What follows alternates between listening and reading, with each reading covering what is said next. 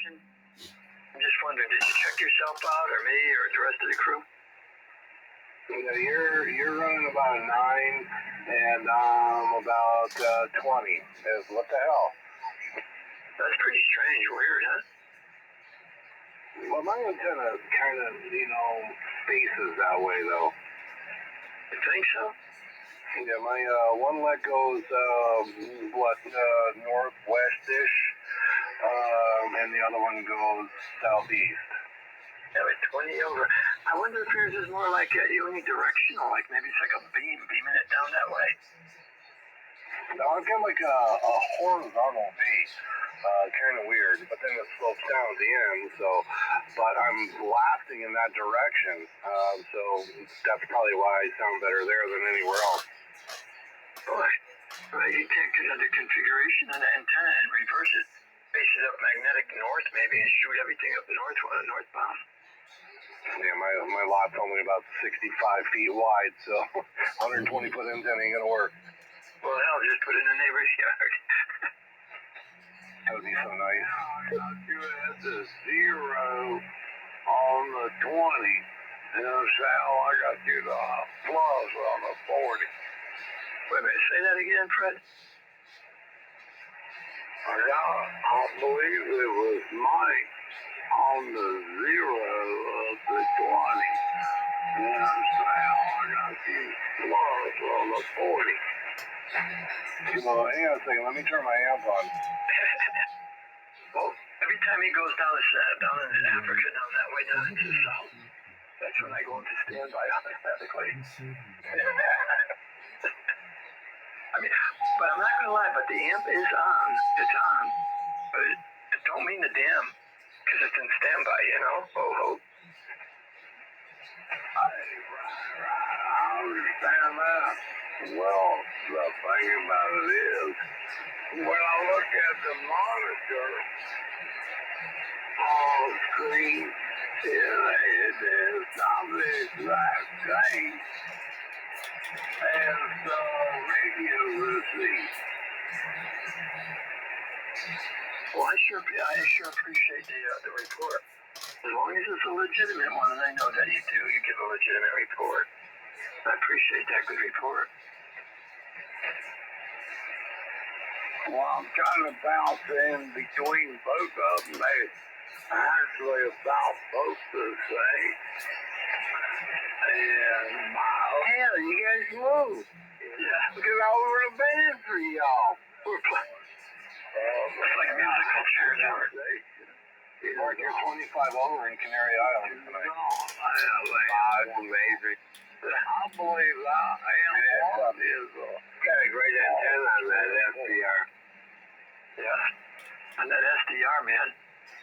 I hear you, Fred. That SDR, you guys down in South Africa down, or a central part of Africa, the Canary Islands, man, Mike is knocking the snot out of my little puny shit. He told me I'm in the S9 over there and falling down into the shade, into the depths of the dark. Yeah.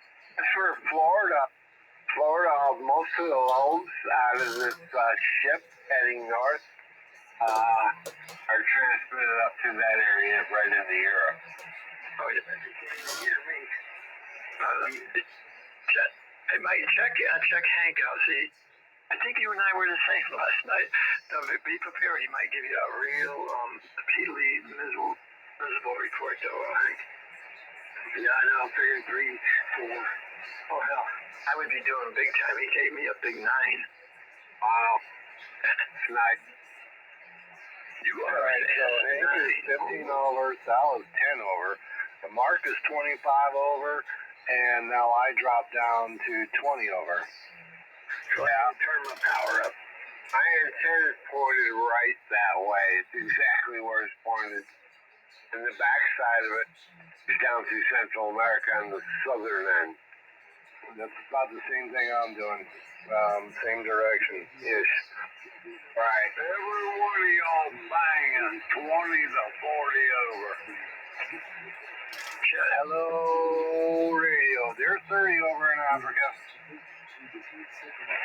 Well, so, give it a try. Go for the gusto. So, imagine if we could all go. Oh boy. Now working, the DX window, they'd be all over us. I'm supposed to go 25, 30 overall Model C. We go 37.95 and carry on. They'd be coming from all over the world. Hey, where did Carrie and Nick go? I'm right here, W4, CFH. You got 20, was that, about 10, 15 over in Canary Island, Carrie. Really? Wow, that's pretty good. That's a good haul, man. Yeah. You guys must be coming in on some kind of like a love boat with RF, just bringing tons of RF to the islands. This is where Florida transmits up into that region. That's how the loads come out the state. Yeah, but not me, Mark. My stuff is all powered up in the magnetic north. Doesn't matter which way you're facing. Your loads still come out off of Florida in two different directions. Well, how come my signal's not anywhere like with Mike's doing? He's at 20 and a 30 over, and I'm an S9 or a 10 over 9. That's because Carrie and Mike are closer to the coast. That calls me a everyday rotation, man. That's what's going on. Oh, hello, Canary Islands right now. When that rotates south and moves off of Mike and comes up to your area, all of a sudden you'll be 20 over, and Mike will be S9 or S5 over. When's all that going to take place, though, Mark? That happens at any moment if you watch the needle on your receiver and take a look at the propagation maps and see the way it's flowing. Well, thank you so much, Mark. As I was brokenhearted, I was starting to cry and everything here, and I got a whole friggin' hanky over here all soaking wet. Yeah, sure. Mike. Well, I'm glad you figured it out. All right. Thank you, Mark. Yeah, you're welcome, sir. I still love you, Mark. I could always rely on you straightening things out, especially me. Go ahead, Frank.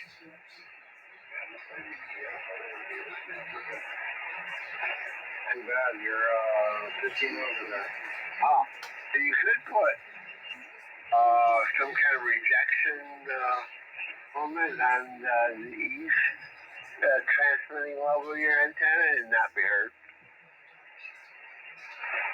And null up your easterly flow on your antenna.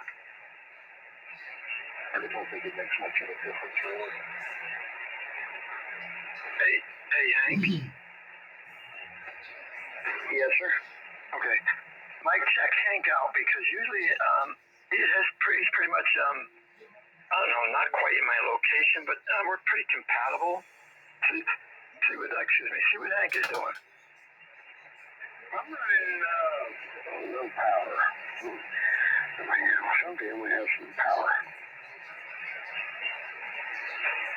Wow, Hank came up to 15 over in northern Africa.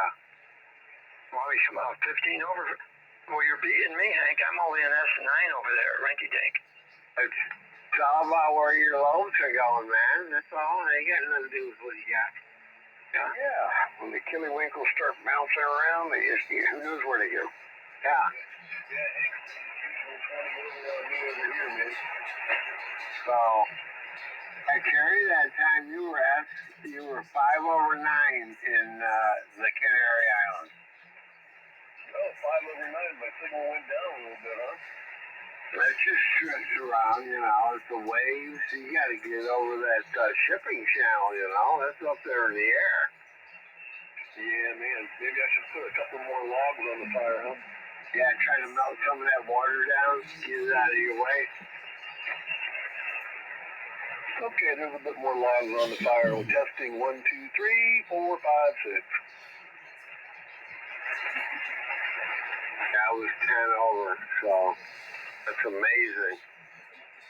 Alrighty, 40 over, right between the 4 and the 0. While you're there too, Mike, save some of that for yourself. I mean, we We got ultimate propagation here with medium to high power. That's really cool, man. That's actually down a little bit more now.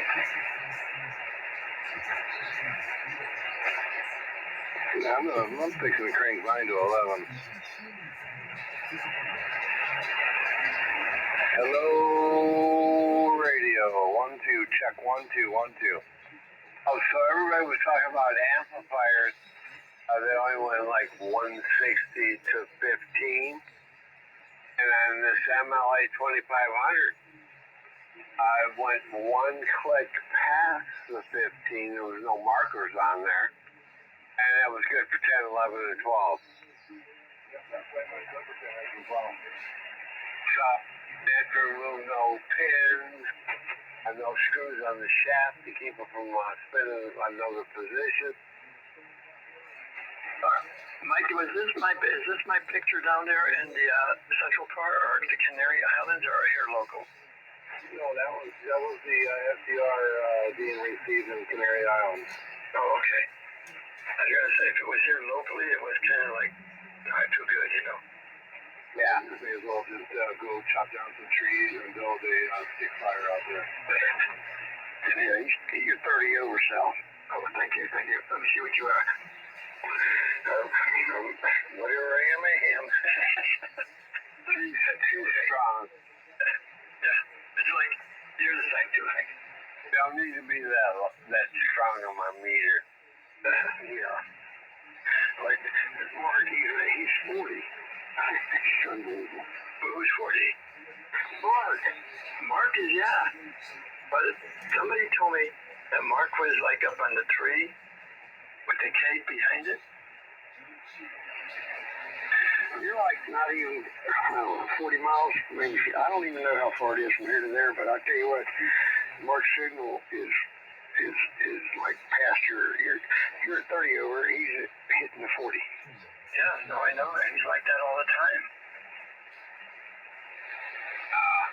It's just to kilowatt the wire. I mean, how much better than could you get, you know? 8 kilowatts in the wire with a parasitic reflector. Can't get no better. It's perfect. Oh boy, I'm worried when you get to Santa Bill. I'm telling you, I'm gonna have to get some kind of get on Google and go search around Mark's yard with the big eye looking around. Where's that antenna? Let me see what it looks like. Yeah, there it is. And I can copycat it. Check your phone, Hank. I sent you a picture of your signal over Canary Island. That's pretty cool. I mean, it's a good find there. I knew it. I checked Greenland. We didn't want to go into Greenland or Iceland. I said, oh, let's see if we're going into the Canary Islands. Oh, I said, I'll be damned. The whole state's coming through.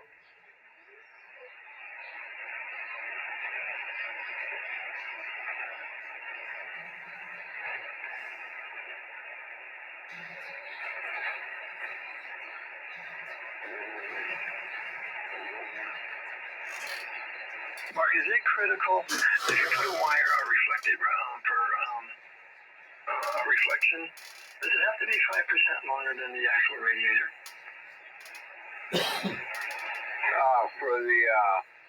For the radiator, not. Sometimes the first 3 are the same length, and then the final 2 at the end shorten up some.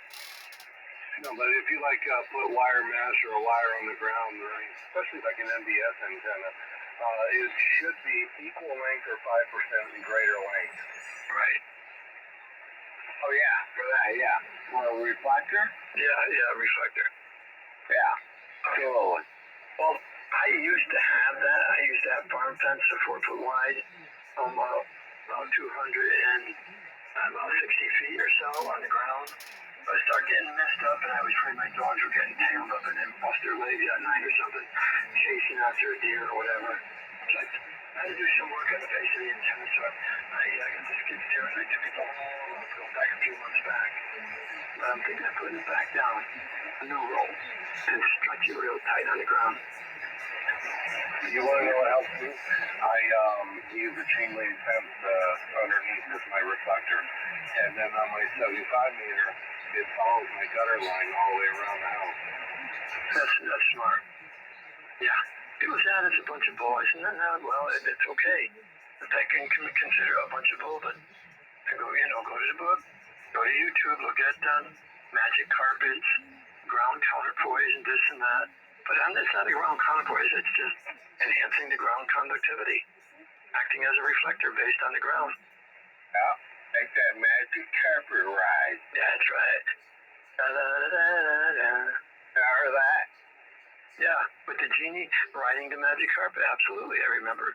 All the bands that did magic carpet ride. Yeah. And Like, damn, man, that's good shit. The way my 75 is positioned in front of it, to the east, northeast, and southeast, each one of those legs is the same size as my 40 dipole, so it resonates to the northeast and the southeast really strong. So it's pretty cool. That was Wolf. Steppenwolf. Yeah, Steppenwolf, magic carpet ride. Oh my god. Didn't mean to say that word, but oh my god, when that came out, I was like, yeah, this is good stuff here. We got things rocking and rolling now. Steppenwolf channel. That sounds familiar. Was that a group, Steppenwolf? Yeah, they did the song Born to Be Wild, remember? Okay. I know I couldn't pull it out. Yeah, okay. Yeah. Who's saying hello, Sal? Is that you, Gary?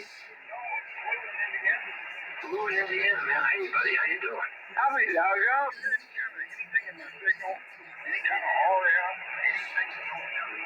No, man, you're sounding good. Q5, I got you 15 to 18 over, and I'm not picking up anything bad.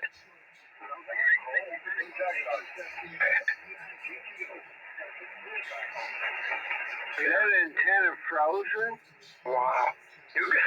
I don't know how you guys do it and live surviving that cold, frigid weather, man. Oh, man.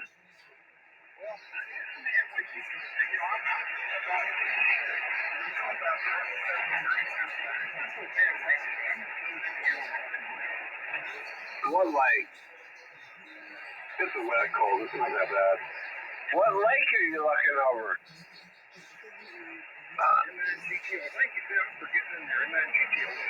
Okay, no, hey, Lou, don't run off. Mark was asking what light over in Indiana, southern Indiana. Now, what lake are you looking? Did you say you're looking over the lake? It's probably down by the Mississippi River. Yeah, what lake are, water, what lake?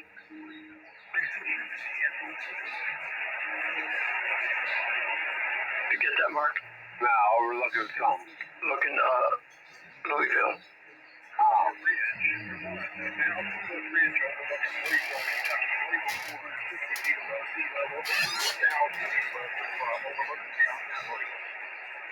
I got that. We got an antenna out there on the bow rail of your condo. I'll be right back. Thank you there, Sal. But give me a report up there, Lou. See what we're doing up there tonight if the conditions are permitting. You're party over like always. Well, Roger on that. Anybody want to ask Lou for a signal report up there? Louisville?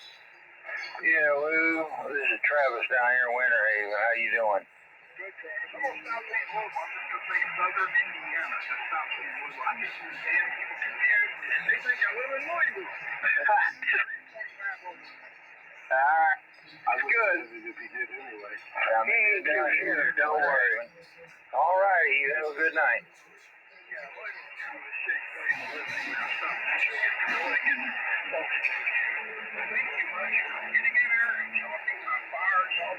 My wire's on fire, and then GTO this. How you got a copy on me up there? This is Mike down there on Madeira Beach. Mike, you're 25 over. I'll be there for that, man. You're right at the, in between the park and the view down here. That'll work. All right, guys, I'm going to take off the calls for the phone. We're going to put the cover on this monster, and then GTO. Okay. Anyone else real quick? Mike, did you need a QSL card from there? That was Mark. He wants to know could he get a QSL card from there, Lou. He's being funny. I didn't know if Mike needed that contact. Did you log that? Mike, at least I got you beat up there. I won't use Louisville anymore, son. Yeah, I got you. Yeah, you got me on that one. But you know, your height is changing that takeoff angle. I'm just a giant blob, you know. I'm GTO. I like it. GTO. That's a 67 GTO going. You remember that, don't you, Mark? Oh yeah. That was a ride back now. Absolutely. Yeah. We were driving in high school. There were two girls in the back seat and two guys in the front. The big girl at school. Hey, Sal. Yes, sir. I have a question. I might not have the answer, but I'll try. Go ahead. What kind of signal report am I putting on you? Almost a 30. Okay, I was just wondering. Hey, Travis, what's my signal like over there? 30. Okay, Travis. Saying that we're having a shootout here with the RF. What am I doing? 30. He's playing neutral. What was Mike? He must have turned his power down. Okay, that was my standby. Now I'm in operation right now. Travis, what do you think? Any difference? No, you're still at a 30, but I still got a question. Okay, go ahead. How does it sound? You sound good. Don't you tell me that you got it kicking. Rock and rolling, baby. No shit. Alpha. Wait. Okay, you got it fixed? It's fixed. Yeah, do I do? Wait a minute. Is that it working? That's it working. I want Alpha power. I'm an Indian giver. No shit. I am so happy. Listen, from now on, you are going to be the man. If I have a problem, I'm coming to you and say, Travis, oh my good brother, friend. Oh yeah. Remember me? Could you help me out? I got a problem here. Troubleshooting this SOB. And he's like, yeah. Okay, Sally, I'll give you a hand. Oh. Yeah, Travis, I told you that. Hello. Oh, yeah. Check. 60 watts. Tip. You're driving up a little bit more. Yeah, I'm not sure if this thing's even working. Uh-huh. No, don't overdo it. Let it kind of, get those because that sat for a little bit. Get those electrolytic caps trying to charge up slowly, you know what I mean? There's a big signal. I like QSK, but I don't like waiting on capacitors. Well, it's 50 watts drive. We're good to go. I know. That's all you need. That's what most of us drive these amps at 40, 45, 50 watt and get full legal. You don't need no more than that. If you go to 2K, you know, like in the Cantana, for those who may be listening, that may be harmful. But yeah, not going to make much of a difference, 2K for 1500. So let it low for long. That's usually what I do, around anywhere from a gallon to 1200. Unless we're going to do a little horse racing, I might crank it up to 15. Crank it all the way to 11. Pretty hard. Watts, man. Let's see what it do. Yeah. Hello, 1, 2. Wow. Yeah, we got the Kentucky Derby coming up. I'm not going to push nothing right now. I'm going to run it a couple days like it is. Yeah, be smart. Yeah, maybe, you know, like I said, no strain and no pain, baby. You got it. Hey, did you get the package? Oh, I sent you all the screws for that, too. Thing is whisper quiet. I don't hear no fans. I don't hear no relays. I don't hear shit. Like, you know, Man, you need to clear your ears out if you don't hear shit. If you ever ran an Alpha, you don't know, man. They are so quiet. I love it. This thing is beautiful, man. But the lights lighting up. You, Travis, Noisy? It's noisy? you will never, ever want a different amp. That's the cat's meow, man. Meow. can't hear a relay, you can't hear the fans running, nothing. He travels through the end up having to do that. Besides, restore the food supply. I put the restore the screen supply and put the resistor in there for the heater. Very cool. That's exactly what we expected. Exactly. Well, good man. You did a great job. Thank you very much. I had my fingers crossed, that's for sure. I know you were worried about the tubes, but you know what I was going to do? If there was a bad tube, I shouldn't say it. I was going to take care of that. Because you're beyond a likable guy. And you walked around that fest with me, you hung out with me and Donna. You became like a part of the family. Over. Roger. I appreciate that, Sal. And I do believe you would have done that. But my concern was getting past the situation I was in. I didn't want to do what I did and have a bad tube and it short everything out again. But now I know better. I feel I'm gonna sleep with it tonight. I'll tell you that. Oh hell yeah, man. Yeah. No, the reason I didn't say before what I just said now, I didn't want you to get kind of gun ho. Oh, what the hell? I'll just do this and do that because he'll give me a tube anyway if this one, takes a crap. So very good. I am so freaking happy for you.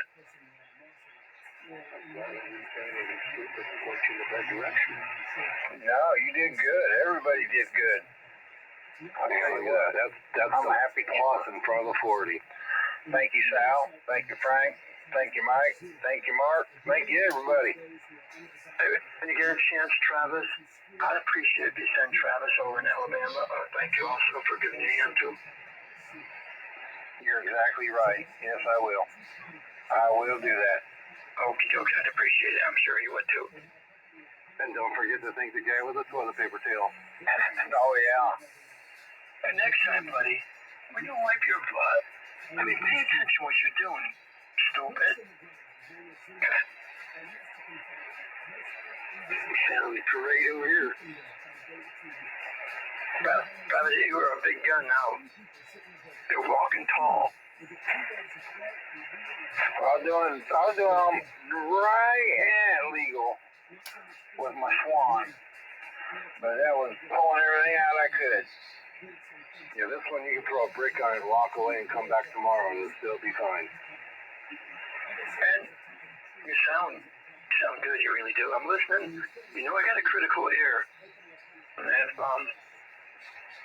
And if I heard anything that was kind of mouth, I'd let you know, well, that your signal's big, your audio's okay, but I'm hearing, or I'm not hearing none of that. It's all good. Oh, yeah. SWR is flat on my radio going into it. That makes me happy, too. Wow. Damn. I gotta holler to Donna and tell her, because she was concerned about that. So she said, you sure that he's gonna be able to fix it? Yeah. Why, does he look stupid? I tell you, the man is technically inclined. I heard him talking about values of resistors and diodes and this and that. When I bought that radio from Seth, I had that little push pad. I didn't have a freaking clue what it was. You have, oh yeah, this is what you do. And you pushed it and then you do it. I was like, wow. I didn't have no idea what the hell it was all about. You already knew all about it. And I definitely got super confidence in you when I seen how you did that. How you said it all. It was like with ease. I was dumbfounded. Like,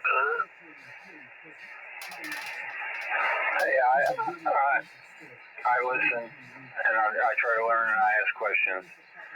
And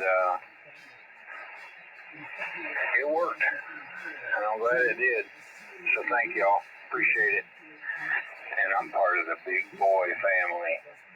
Oh, yeah, and you're 20 over into the Canary Islands, I might add. What? Yep, I swear, you're just that. You said what? You went just over the 20 over into the Canary Islands. Wow, how do you manage that? I'm listening on QESTR. You're kidding me. Yeah, big signal. Alpha power. now you can go to 11. The trick is, once everything is settled in, try to make that third chick light up. Oh, yeah. Hey, Travis? Yeah. Hey, somebody wants to say hello. Hold on. Hey Travis, it's Donna 84LE. Just checking in to say hello and so happy that you're on that amp. Yes, ma'am. I sure am, and hello to you.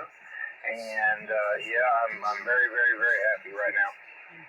Well, you sound really good and we're really happy too. We knew there wasn't much wrong with it and that you'd get it under control pretty quick.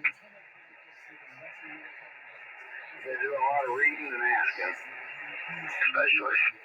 Oh yeah, it always helps to ask questions. There's not such thing as a dumb question. If we don't know something, we should ask. And when all else fails, well, read the book. What if you don't know how to read? Then you look at the pictures, maybe? Oh, yeah, somewhere. Put what you in the pages. Yeah. That would be pretty good. Yes, hello everybody. And also, get on the internet and Google it. YouTube. I'll tell you what, you can't find too much about the 91B on there. And not very much about the Alphas either. They're pretty tight-lipped about this stuff.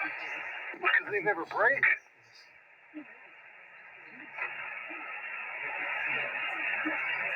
Go ahead. Okay, I'll shut up. Sorry. No, they just never break. That's all. Oh, Roger, I got that, Mike. Yeah, they can last a lifetime. So, you're not allowed to talk anymore because Donna's much louder than you. Oh, yeah? That doesn't sound too bad. Okay, is anybody going to the Little Baby Ham Fest in Brooksville on Saturday? I was thinking about going there or Spring Hill. Not Spring Hill. Well, that one is in almost Spring Hill. There's Sebring one at the same time this weekend.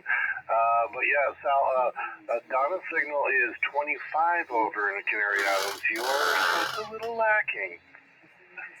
All right, better pump up the jam over here. Okay, I'm out of here. I'm going back to watch the news. 84LE. 73. Who's that in there? She gone. No, I didn't get that far yet. Hello, Mark. Oh, hi, Donna. Yeah. Donna, where'd you go? I'm still here, Mike, and I wanted to say hello, Mark. I mean, and I wanted to say hello to Hank. Yeah, me too. Okie doke. Yeah, I was catching all the latest on the news. All the weirdos that are going weird. I mean, I just can't believe it. The government, we're finding all the money they're wasting, and they're out there complaining about it. So did you see the $100 million or $100 billion, whatever it was, they found in Medicare and Medicaid that they were funding secret CIA and medical weapon research with? Wow. Oh yeah, they're just so bad. During the pandemic, got a little farm. We had our little farm with, 6 to 10 cows, and somebody stole my identity and got a freaking PP whatever loan for $150,000. Unbelievable. Yeah, and then when I called up to check on it, they wouldn't tell me anything because I said it wasn't me that did it. And I said, well, it's my name. And I had to use the Freedom of Information Act. I had to go so much crap to get that straightened out. And I think it was somebody that works for the Small Business Association myself. You're probably right. Yeah. Sure. Yeah, that's probably a pretty good guess on that, yeah. Well, they gave the loan out within like 4 days, and when I got the paperwork, on the last page it said account name, and it said unknown, and the account number, that was unknown, but they gave them the money. Is that funny how that works? Yeah, not unknown. I take that back. Not verified. Who would send that money to anybody that they didn't verify? It wasn't like, oh man, I was into it with the Homeland Security, FBI, CIA. Oh, I had to call those people to get it straightened out. Yeah, destination unknown. Going into somebody's bank account so they can make their $20,000 a month mortgage payment on their mansion. Or they can be like, what's her name out there in California with her $10,000 refrigerator and her expensive ice cream.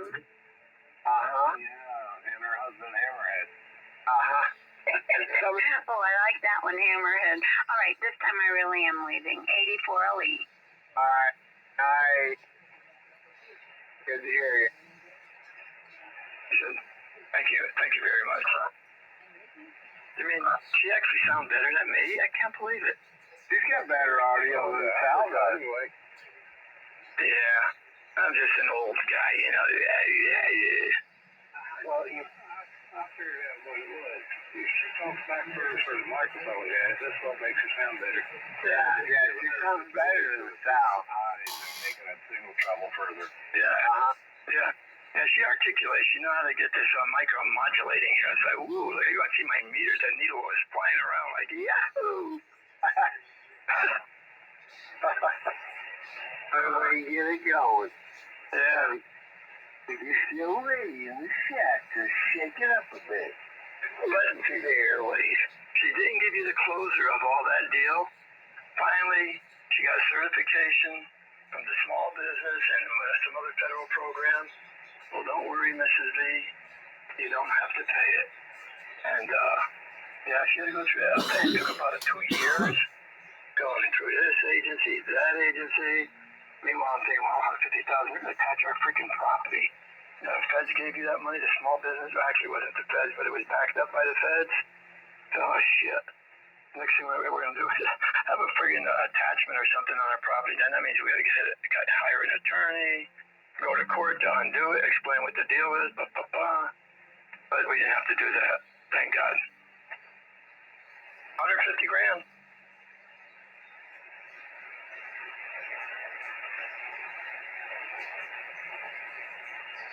So there you go. For one example, this type of anarchy that they're creating in this country. Well, Mark, look at what they're finding now. I mean, we gave $1 trillion away, and they recovered, I think it was 400 billion out of $1 trillion, or so, maybe 40 billion. But I mean, how piddly! And the rest of it is like they couldn't care less.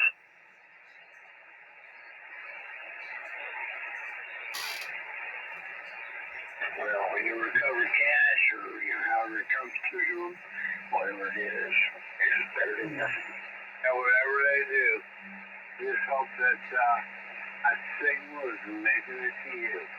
You know, what's going to happen is, Musk and Trump are going to find all this fraud, waste, and abuse and cut it off. And then you got Rubio cutting off all the other aid.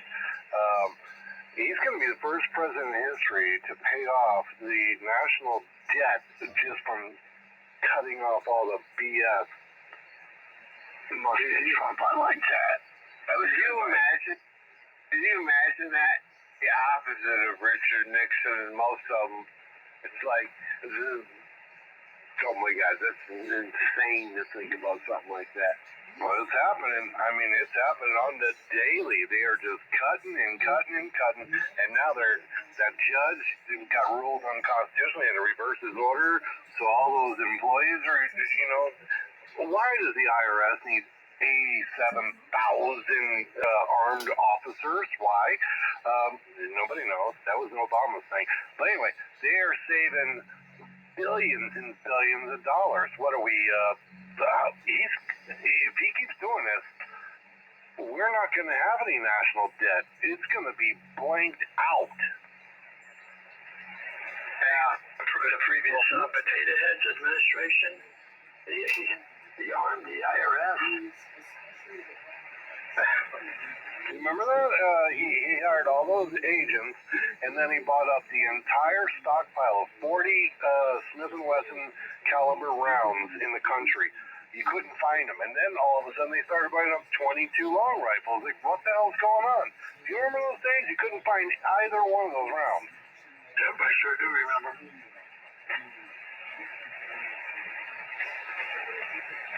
Somebody cut a deal. Yeah, they cut a deal all right, and they all wound up in Mexico. That's right. People, all that stock from all those stores, there's a lot of stores like that. Kmart, Walmart, I mean, they all stock the ammunition right behind the counter. Get all you want. You guys remember that Kmart commercial from a few years back before they went bankrupt and out of business?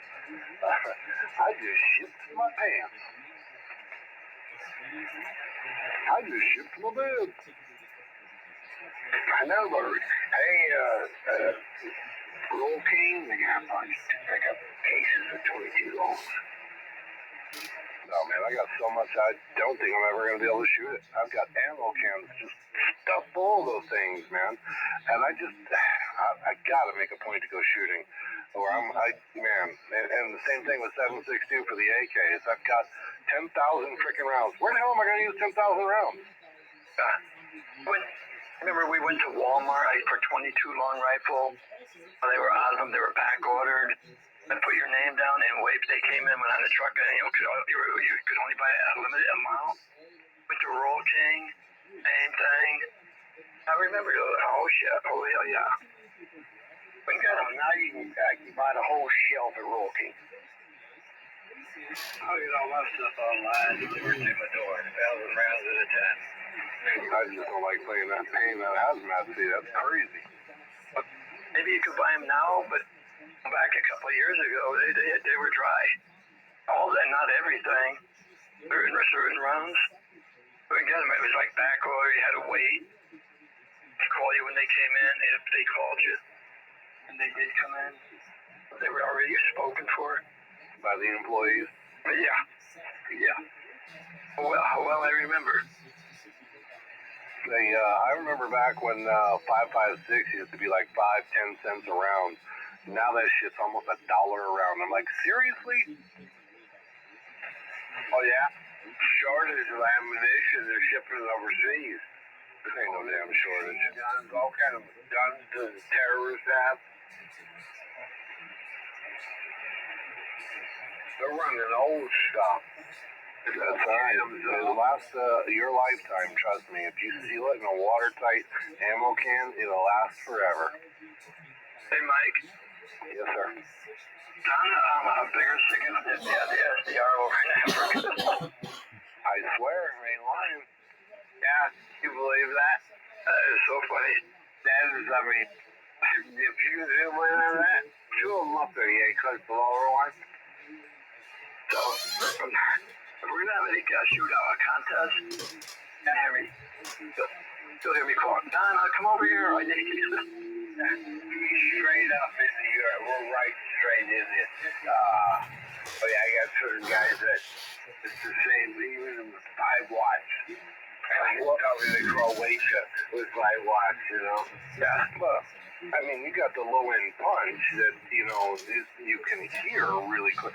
But her voice is so high-pitched, you know, she's hitting that 2.5K area and above, that signal was just like blasting over there. Oh, that's so Yeah, it's amazing.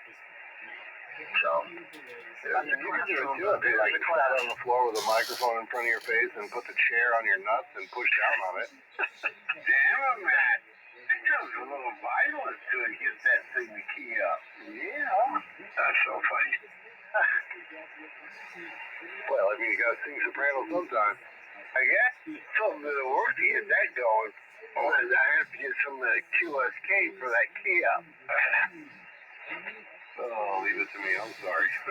Maybe I should just go smoke. Okay. You some kind of wise guy or something? Yeah, wise guy, huh? That's all right. Hey, Travis. Yeah. I know you're gonna be sleeping pretty good tonight, brother. Oh, man, I might have to leave work early tomorrow. And you could get a wall wart, or if you could actually wire it, well, let's see, 12 volt, 13 volt. You could probably tap it somewhere in that amp, but I mean, you got the know-how. Or just get a little wall wart, that's what I did, and I was running that little DC fan. If you need it, you don't really need it according to the book, the paperwork I read it. That was like a special request if you were doing CW. They would put that add-on fan in the back, but the squirrel cage is enough to handle it on regular sideband. I guess you probably found that out. But if you need it, it's there. Extra. Yeah, it's gonna get hooked up and run.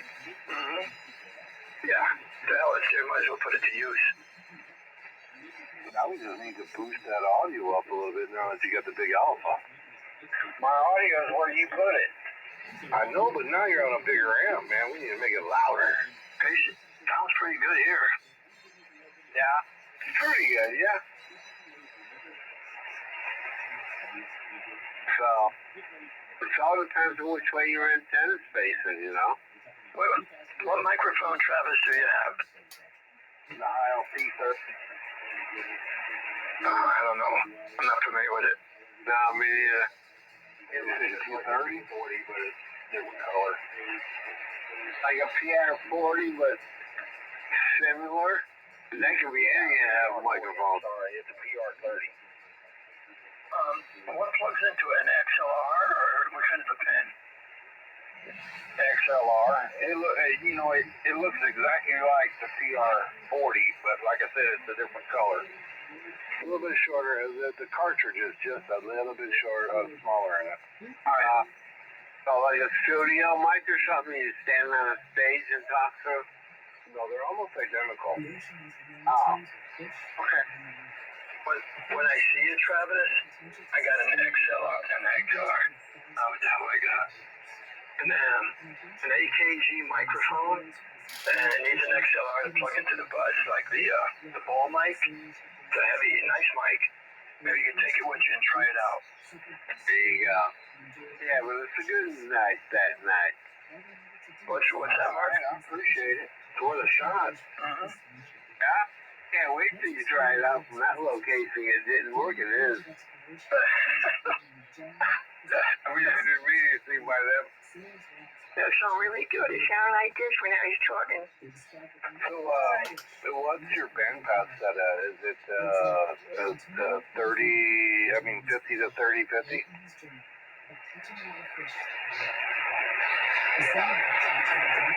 Okay, and your P parametric EQ1 is at 400?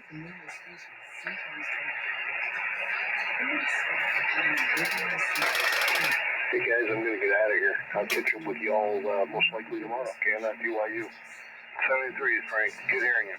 Okay, Frank 73 is in your 2025 over. Frank sounding good. It's so sounding good in Northern Africa, Frank 73. KWM. Good night, guys. I don't know. You get me itching to put that 76 BA back together, but I don't know. I've got so many projects. I don't know what to do. Good night. Good night. Nighty night.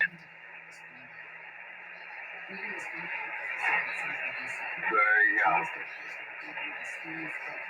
Well, now you know the rest of the story. That's straight out from the cat's mouth. You know, I just was randomly on Facebook the other night and came across the Paul Harvey thing where he did the rest of the story thing about old Mother Hubbard or whatever. The history of it. She was a dissident from England who didn't like the Queen. And she made some derogatory things, and her son-in-law printed them to try to get her in trouble because he hated her. And it wound up, the royal family actually thought it was funny. And then a book writer made it, and she made all the nursery rhymes, even though they were dark humor. Everybody's heard all her nursery rhymes. What is she? Old Mother Hubbard. You ever heard of her? Old Mother Hubbard and Cupboard? Of course, that's She wasn't a woman who lived in a shoe. She had so many kids, she couldn't feed them. I didn't know what to do. All right, yeah, in radio setting, let me make sure. Yeah, radio setting, transmit mode SSB, transmit band test, filter select. You were in 50 to 30, 50. So then in operation setting, in TX audio, P parametric, EQ1, frequency, what you got? 300. Bump that to 400.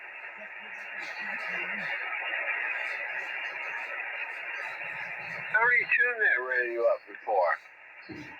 Mike likes doing it, so he's doing it again. And the 2 times it makes it better. Combine that. Think the same radio. Well, he's got a different amp, man, a different mic. Now we got a... Alright. Let's see that. And this is W4C. At 400 now. Wow. And the level's still at 10? Yeah, it's still at a 10. And the bandwidth is still 0? Yes. EQ2 for that is at 1500? It's at 1400. Try it at 15 real quick. Okay, there's 15. Let's leave it there. What's the level for that one? 10. And the bandwidth 0? It's 0. And EQ3 is at 25? Yep. And 10 and 0? Yep. Alright, now go back to main menu. Processor and AMC, what are those? Processor's 22 and AMC's 100. Alright, take, you're on the FDX10, right? The AMC don't need to be at 100. Take your AMC down to, man, Hank, what is your set out again? I forgot. For the processor? Which one? For the AMC. I'm down at 60. 20 on the processor. There you go. Set is at 20 and 70, Travis. Yeah, he was overdriven. So we'll see. So was I. I'll bring the 20 right there. All right, come on. Hail Mary had a little lamb. All right, and what's the mic gain set to? 15. Yeah, bump that up to about 25. Right, you gotta drive that radio. Talk like you mean it. Okay, my game's at 25. No, I love it. See? Right up to 20 over. Just by a couple of adjustments. So we're good right there? Yeah, talk a little bit, man. Okay. You got the mic in at 25, EQ's on, processor's at 20, AMC's at 70. Oh, good deal. And you see, now that your mic gain's up a little high, you don't have to worry about it because you got that alpha, man. Those fans are silent. Yeah. Did you key up, you mean? It's just clear air from the, takes out all the bad noise. Yeah, and the relay's quiet and the fans are quiet. It's just beautiful. I don't like that at all, you know? Knowing you're making it to Africa. Boca, boca, boca. And listening up there. All right, so what we do, Travis, is go back into P parametric EQ1 frequency, and we moved it to 400. Move it to 300 again. Just trying to give you a little bit of punch. Okay, there's a 300 right there. I like that much better. Yeah, that's better. Yeah. Yeah, I do like that better too. Yeah, on the level on that one, drop it to 9. Yeah, that's it right there. Yeah, now drop the level to 9.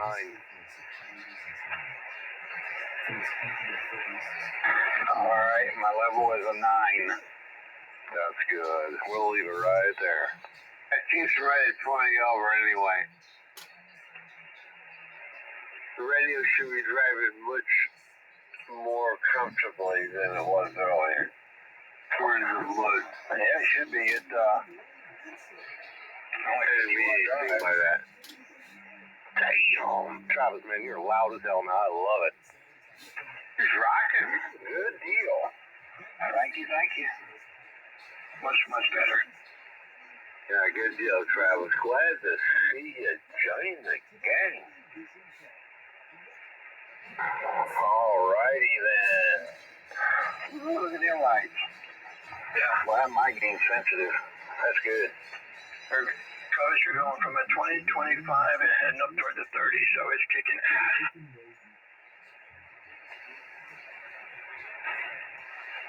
Awesome. You sound great. Mike did a nice job tweaking you, man. What is that? Well,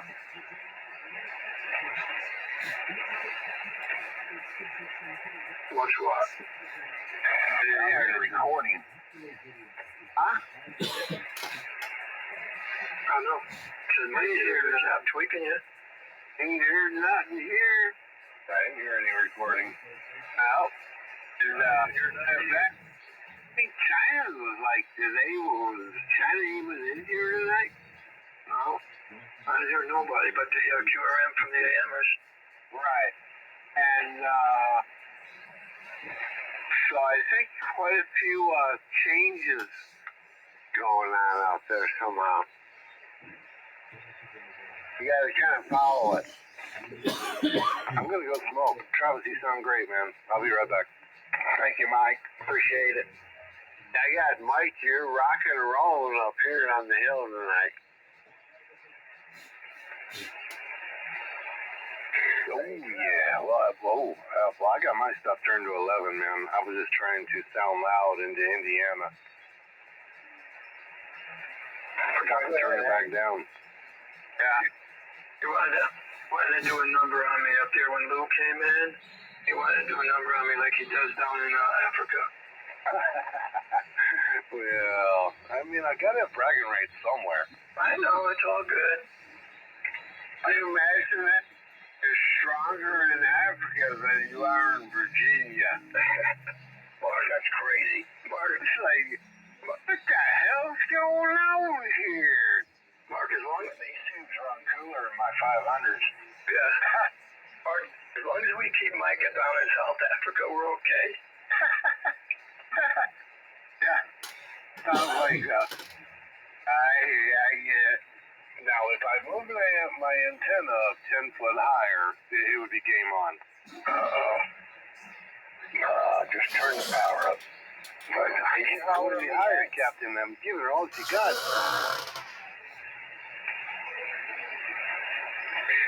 you knew him. Yeah, you want to buy this one? Yeah. Wow. Hello, 1, 2. Wow. That's a long. That's not legal, is it? Mike, it's a legal limit over in China somewhere. Right. Trying to measure. It was ill. It's sick. Sick legal limit. They're measuring your output and developing a signal straight from that particular GPS location. Yeah, it changes depending on where you're at. Yeah. So, now that they changed the map, the new ones aren't able to calculate where they need to go to get there. It's my 5-element array I got going over here. That's right. Hi, Travis. Yeah, go ahead. I just wanted to thank you for all the big pleasures, track lectures that you gave me and Mike, and man, I got what you got planned. Oh, you're very welcome. I've had them in a drawer for years.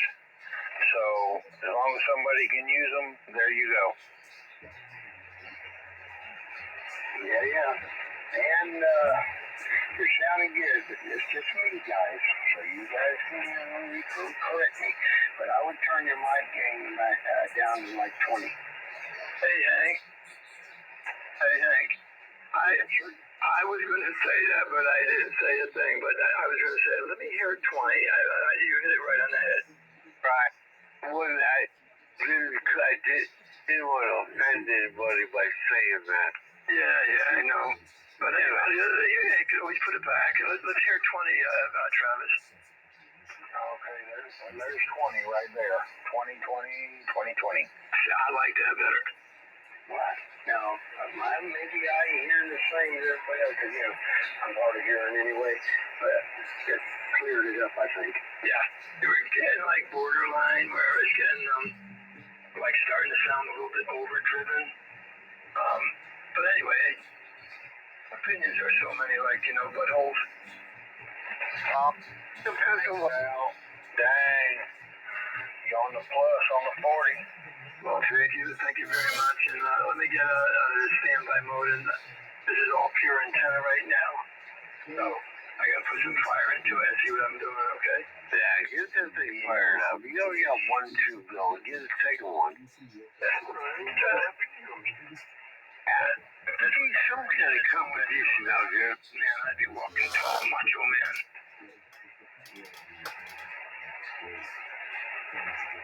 No, I'm running about 13 peak. Yeah, me too. Yeah, same here. Well, 511. Their mic is running 511, 5,1100 watts. Yeah, right, sure. Now you make some numbers up a little bit. That's misinformation. Well, I can't tell you what I'm really doing, damn it. Okay. Well, Secret, huh? yeah. Well, 5,000 and 1,100 would make him at 6,100. No, 511. Oh, okay, yeah. We'll go with that. Now that's good. Yeah, on average. A little recalculation there. Even an average on the legal limit. Oh, well. So, Mike, what do you think of Travis now? We have him turned down from 25 to 20. Hello, 1, 2, 3, 4. Hello. Wow. I just had to see it on average. Travis, where are you? 1, 2, 3, 4, 5, 6, 7, 8. There you go. Fred booming in here. Huh? Hello. Radio. I ought to retune my maybe I could squeeze out another 5 or 10 watts. Yeah. Just gonna make my estimator move a little further. Yeah, it won't be so anemic. Blowing smoke over here, Sal. Well, thank you there, brother Hank. I appreciate it likewise, brother. Wouldn't me? Oh, who'll give me that extra nice report? Will? Oh, Will. I remember you came in one night. I said, who am I talking to? Well, Will. Oh, okay, so I'm talking to him for, 10 minutes maybe back and forth, other people coming in and out. And he ID'd himself. Some guy out in wherever it was. Okay, what's the name over there? It says Travis. Damn, I knew that was Travis I was talking to. I thought it was this new guy came in Will. I said, man, he sounds so much like Travis. And sure enough, guess who it was? Travis. Yeah, they asked me who it was. I said, Will. I figured he would catch it. That's my, suffix. I know. But sometimes if I have a couple extra Marlows here, yeah, the names kind of things run together a little bit. I'll tell you one thing, though. These things run a whole lot cooler than my glass.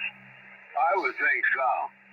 I mean, that's the coolest way to go, is through the glass. The orb of light. And if you looked, I guess you've seen the tubes.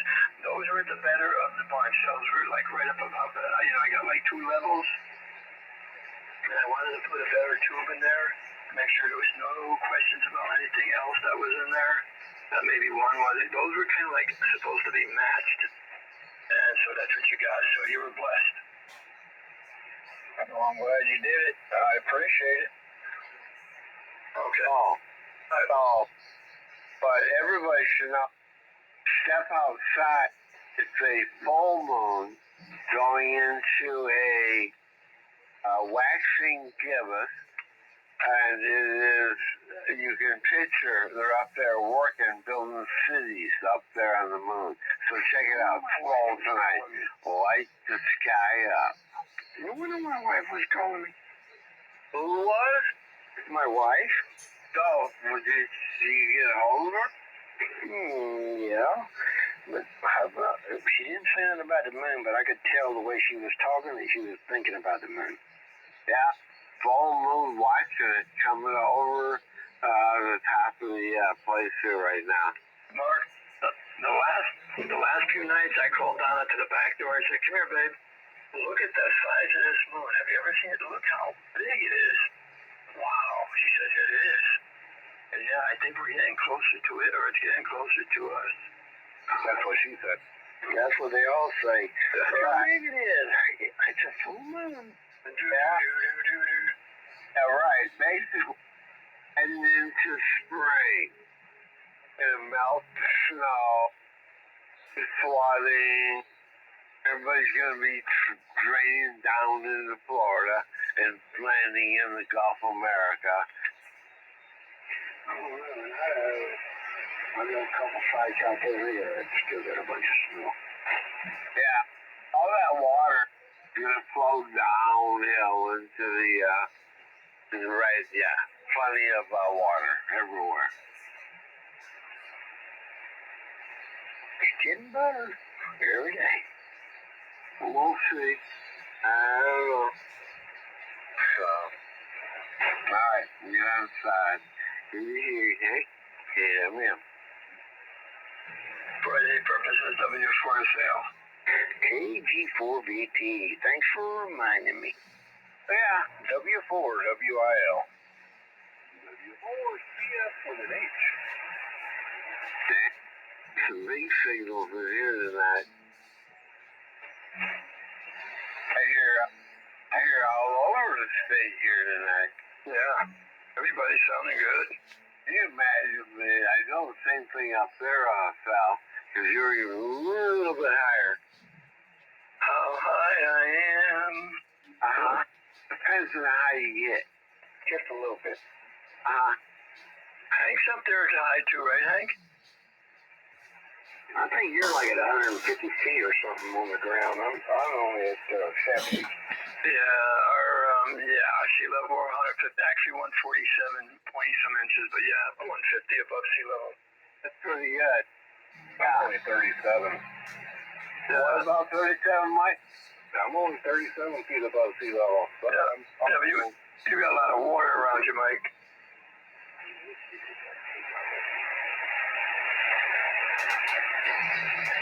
Hello, everybody. Hello. I'm 167 feet. Above sea level, 167. Play with you on 40. I'm 100 feet with the apex of my antenna. Oh.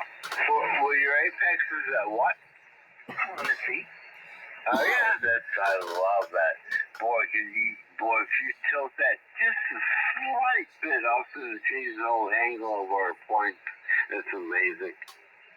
Yeah, it's amazing. Who is that coming here? Hello. That's me, George. N2OWE. Hey, George.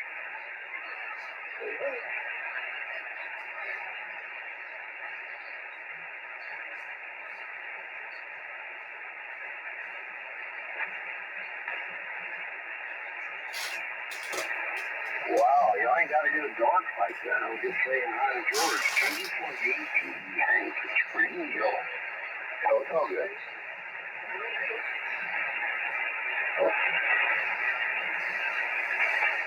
Where you at, George? Hank, I'm right next to you. I'm over here.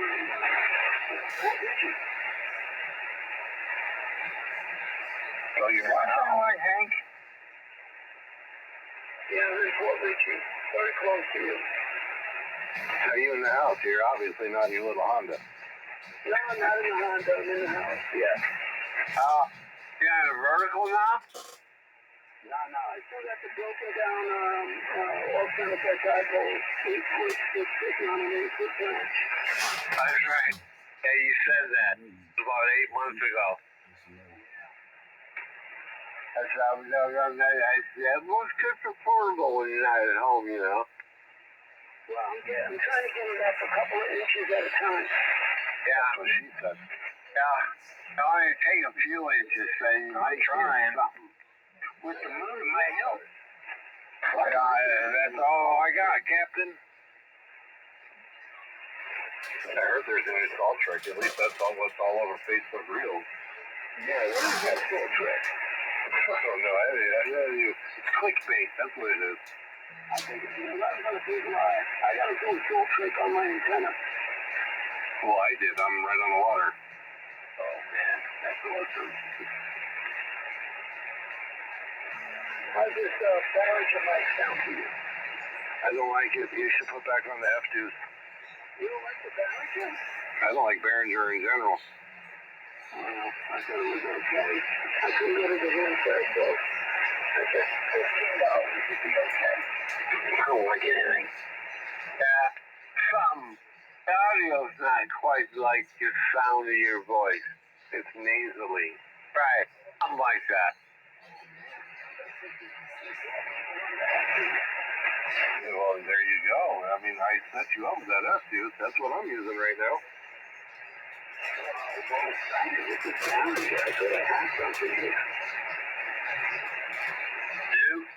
Disinformed. Yeah. But George got that New York accent too a little bit, you know. Hello, George.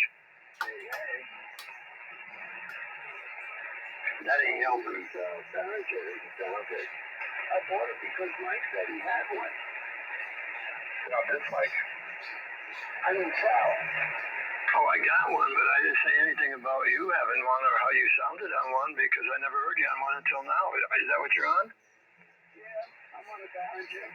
I heard you one day. You had it on one day. And I said, oh, I gotta get one of those. I looked online and I said, okay, let me get that. Oh, well, that's good. That was a good prop. Everybody else is If somebody got about $10 on one side and $5 on the other. For the kickback on that sale. I'm on my shore. That was a sale. Yeah. Well, everybody wants to sound like SAO. I mean, this celebrity, world known, you know, probably world renounced. Sal. Sal the man, salamander. Sally Well, yeah. Sally Welly. Little Sally Water. So now we got something going on. Yeah. Sal anyway. It was the other mic. It was the other mic? No, Sal had a microphone on one day. Wow, this sounds really good. Yeah, but you said Mike. I got mixed up. Oh, okay. I thought I had a few guys today. It's okay. Hey, Mike, I just noticed something. What's up? I'm on 4K wide. Oh, that's cool. Sounds wide. 4K wide? Sounds very wide. BF, right? Yeah. Oh, okay. Well, that's good. That's so all the settings work just fine. That's where it's supposed to be. Okay. I was just double checking. We finally got it.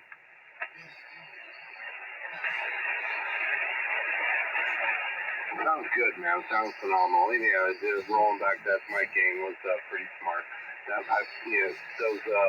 tiles are a little sensitive to mic game, but they're really, really bassy. So that's why I had you move up that low end frequency.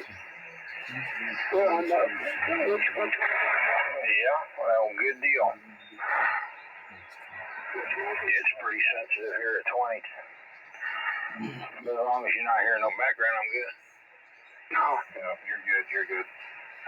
No, he's George. He's running a Heil PR30. Oh, yeah, I seen that. And I'm running my Shure Mike Victor 7. Sure, Mike Victor 7. Okay. Yeah, the MF7, you know that one. Yeah. So, some good vintage stuff. Oh, that's a good microphone. Mine's a 780 something. So, it all depends where it comes from and who had it.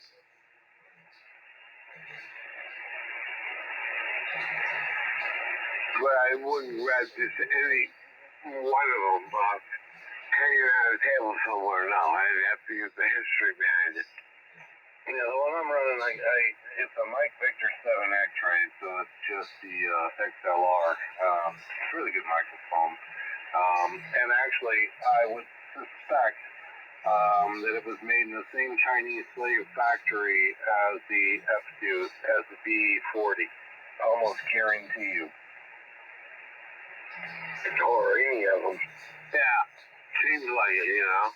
I've got both of them. I took them both apart, and they're identical. The only difference is the shape of the canister where the cartridge goes into. Bro, just the shape of it and has different lettering on it? Yep. One is round and one's, octagonal. And they both mean the same, and one's, I can see it, sneaking through. They're all they're identical. The cartridge is the same. The PC board on it's exactly the same. Everything is the same. I'm telling you, man, they're identical. I ain't saying you said one's round and one's octagon. Right. Well, besides that, they're identical on the inside, and that's all that really matters. Oh, sorry. Crazy. You know, it's like Asian pussy, black pussy, white pussy. It's all pink in the middle. That's what she said. It's all the same, though. And it's one race. Well, you close your eyes and turn the light out, it all feels the same. Yeah, well, you got me there. It's in prison, then you don't know what it is, unless it smells like shit. Oh, don't be no bad ones around. Dear God, I got a potty mouth all of a sudden. I'm sorry. I know, me too. I'll be back in a little bedroom. Yep, going to use a cold one, Kate. Mike, come on.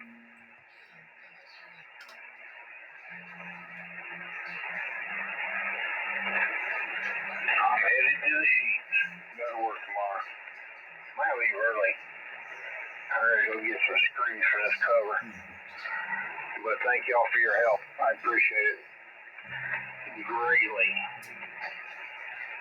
Yeah, no worries, Travis, man. You sound great, man. I'll catch you tomorrow. Have a good day at work tomorrow. 73. Yeah, Travis, I'm just tickled. You got it all working. Well, I'll talk to you. KG4VT.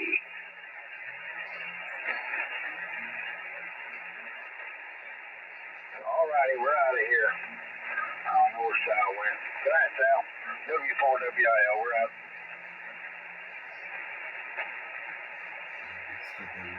Say you night, Nick.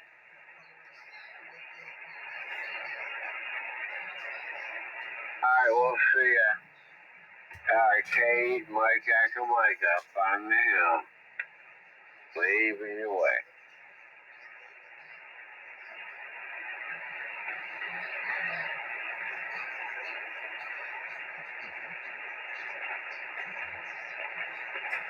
Anybody here?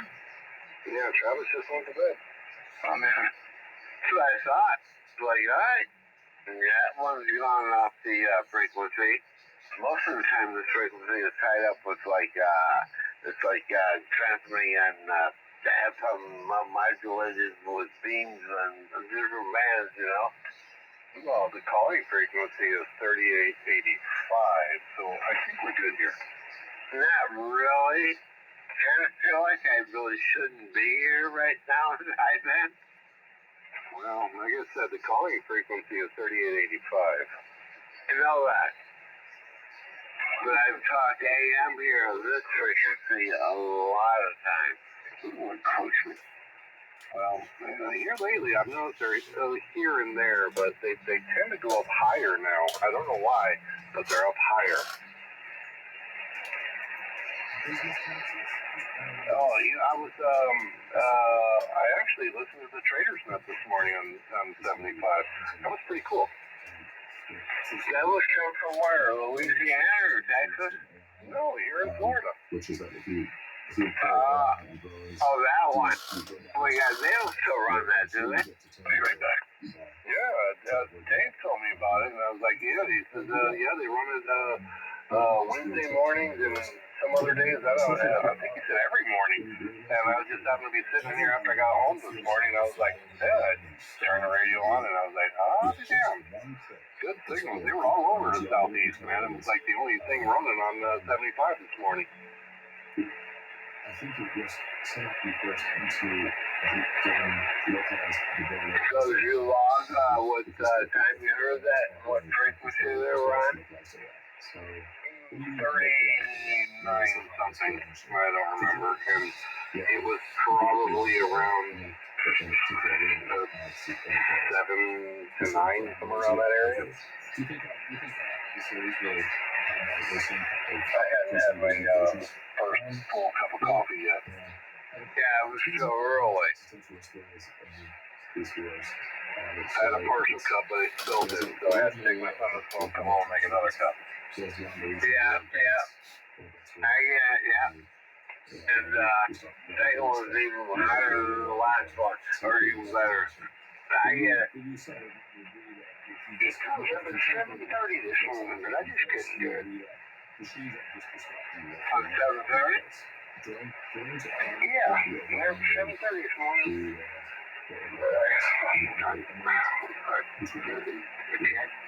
All my in my office, and I gotta wake up at 10:30.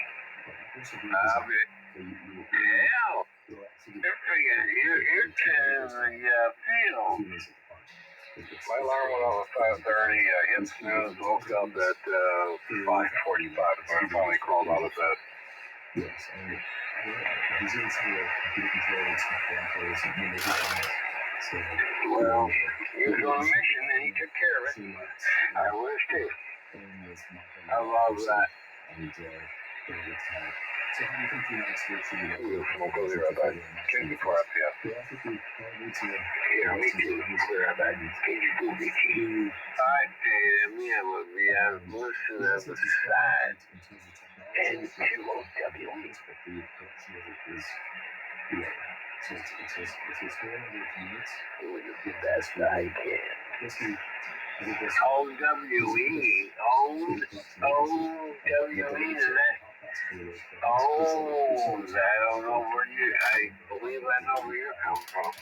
That's ow, damn it. OWN? That's when I used to owe American Express, Mastercard, and Visa. No, how? Like somebody just kicked you and hurt you, said ow?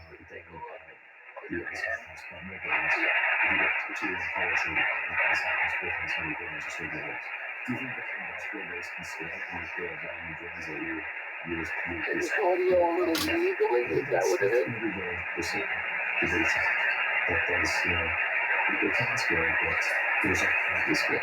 a little low now. Oh, it's a little on the low side. Yep. Yeah,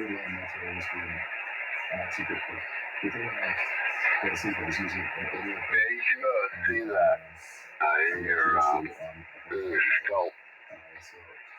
Oh, okay. Is this a little bit better? A little bit of crank up a little bit there? Sure, you're talking to us, yep, you're personal with it with your audio. Yeah, I don't have any power. I just got, all I got is what I got. 100 watts. All I got. Damn, man. We're going to have to, I will recommend a good place to start. And I understand that you hear us quite well. But, that's great. Love it. Between the plus and the 4 of the 40. Making a lot of noise. I'll be damned. Mike's fault, he's the one that does the Overland Peninsula. That's where all it starts. It's always a good idea to be loud. It's really, it's going to be coming with a lot of Yeah, there's what they say, there's a difference between being heard and being heard. Mike, what did you say? Oh, I said there's always a difference between just being heard and then really being heard. I like to really be heard. Yeah, really being heard. But I don't like to be in a field with a bunch of liberals and being herded. That's a good point. I agree. I would have to say a little different statement and scenario. Well, I don't like to be part of the herd, but I like to be heard. But I don't just like to be heard, I like to really be heard. Man, English language, I tell you. It's like one of those sentences, there's no way to spell. In a sentence, there are 3 twos in the English language. Yeah. EWOTOOTO. Yeah, and there as well. Alright, it's way beyond my comprehension, dude. I'll tell you what, I just, can't wait when we get the camp set up there, and you'll have 2 weird connections by then, and you'll be on all the other bands too. Just moments in time, just gotta take care of it on the top side. Yeah, I got a setback today, was it today or yesterday? I don't remember. I'm not very happy, and I'm at my wit's end with my temper, with insurance and lawyers. It's going to take one more bad communication, and I'm going to go off on whoever tells me the bad news. I'm tired of procrastination. You pay people money.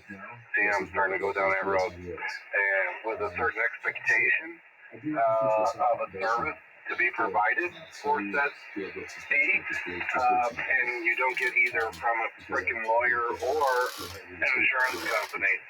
But yet they're so eager to take your money on both ends, and they just fuck you on the other side. You know what I'm saying? I'm pissed off, and I should get another lawyer to sue the lawyer and the insurance company for dicking me over. Yeah. It's all going. It ends up all down and get more like that. You're like, hey, sorry, my friend told me to do that. I didn't know what I was doing. Oh, sorry, I dropped an F-bomb. Does that have anything to do with FEMA by any chance? Oh, this is homeowners insurance. The 59 million they had siphoned through a slush fund. I mean, I applied for FEMA, never got it. I mean, it was kind of pointless. Lots of people that really needed to have that. I didn't want any part of that, that's the whole, you pay for insurance, you think that it's implied that they're going to pay you for damage, so on, whatever. And, it's just, October, and it's now the middle of February. I'm not for renewal, I'm going back years ago, like 20 years or more, there was a hurricane came through. They went to FEMA because we didn't have any homeowners. We were poor. And anyway, they sent an agent out here, took pictures of this and that. Okay, we'll send it in. Everything was going real smooth. We checked after a while, a few weeks. Yeah, that we qualified, they were going to be cutting us a check for repairs. And we waited another few weeks, nothing. We called, it was about almost 2 months come to pass. Oh, we sent the agent to check for you. They were supposed to reimburse you. They got paid. Your claim got paid. And we paid the firm, I don't know if it was a firm, but we paid the company that sent out their agent, and they got the money. They were supposed to write you a check in return. No, we never got no check. Well, let us look into it. Meanwhile, can we get the name of the people that came out here We thought that they worked for FEMA. No, it was one of their like representative agencies. We got screwed. I never got shit. No, somebody got it. Yeah, no, yeah. That's what I'm saying. We'll probably find it. Yeah, they used our name, our claim. They got the money. They were supposed to in turn reimburse the people, and they were keeping the money. Maybe not with everybody, but maybe they picked and choose, or maybe sent somebody partial of the money. If the claim was 10 grand, they'd send you maybe 5, if that, and then they would keep the difference and say that's all we could get. That's all they would pay. What do you do? You could I tell you, now they have a chain of custody with the check, the final check when you go through a lawyer and the insurance. It has to go from the insurance to the mortgage company to the attorney to the homeowner, and all signatures have to go around, and then the final check gets cut to the homeowner. And that's where I'm at right now. Nobody knows where it's at. You would think it would all be certified mail and everybody knows the whole chain of custody, what's going on, but why not just put it in frickin' DocuSign and do it that way like every other official document online? I'm at that point, man. It's just pissing me off. Yeah. Well, try to stay cool and calm, and all that. But yeah, going back all those years, and that's the corruption we have today. Imagine how it was back then. They were like free riding. There was nobody snooping around with them suckers, man. They got away with murder. Well, theoretically, they still are. Trifold. Anyway, I'm gonna go smoke. I'll be right back. Hey, wow, I can't complain that when you go back like you talking about South. I had 2 pine trees that were over 60 feet tall. And I know it was 16 years ago because my son's 10th birthday, we had a big party out here in the shop. And lightning hit and bounced between them 2 pines all the way to the ground. And I called the insurance company and they paid me $800 for each one of them pine trees. So I ain't saying that's... Oh, that's good. You were blessed. I tried that again, and they said, we don't do that anymore. No, I know. They don't pay for trees like that, I know. No, they don't. Absolutely not. They say, I don't know if it's an act of God, or they just don't replace trees. I double with somebody. Maybe me. I said, they did. That one time they paid, but that was it. And they didn't cancel my insurance or nothing. But they don't do it no more. I think one time they did pay for a tree we had here. But we tried the second time a couple of years later. No more. Yeah, you're right. Somebody else broke into the station. W2UA. Good evening. Hey, good evening, Paul. How's everyone? I don't know about everyone else, but I'm doing pretty good, Paul. And how about you? Did you have a nice day today? Yeah, it was productive. I can't complain. Well, you sounding good, man. Mark's on the frequency. Mike just took a break. He'll be back. Me, Hank. Oh, good Lord. I was away from him. I don't know who else is left. I know. Who? Oh, yeah, George. Sorry about that, George. And the number 1 sandbagger. Hey, there he is, and Big Bad Rich there from Key Largo. And Red was in there, I think, earlier. How you doing, Paul? Doing just fine. Hope you guys are doing great, too. Oh, yeah. Everything's going just fine. I'm having to fix this stuff, but yeah. Yeah, I was just listening for a few minutes before I checked in. I feel bad for Mike going through all that with the insurance. That's a lot of crap. Yeah, it is. I can't wait till I get to be a billionaire instead of a millionaire. That way I can be self-insured. Yeah. You and me both, Hank. You know what we should do?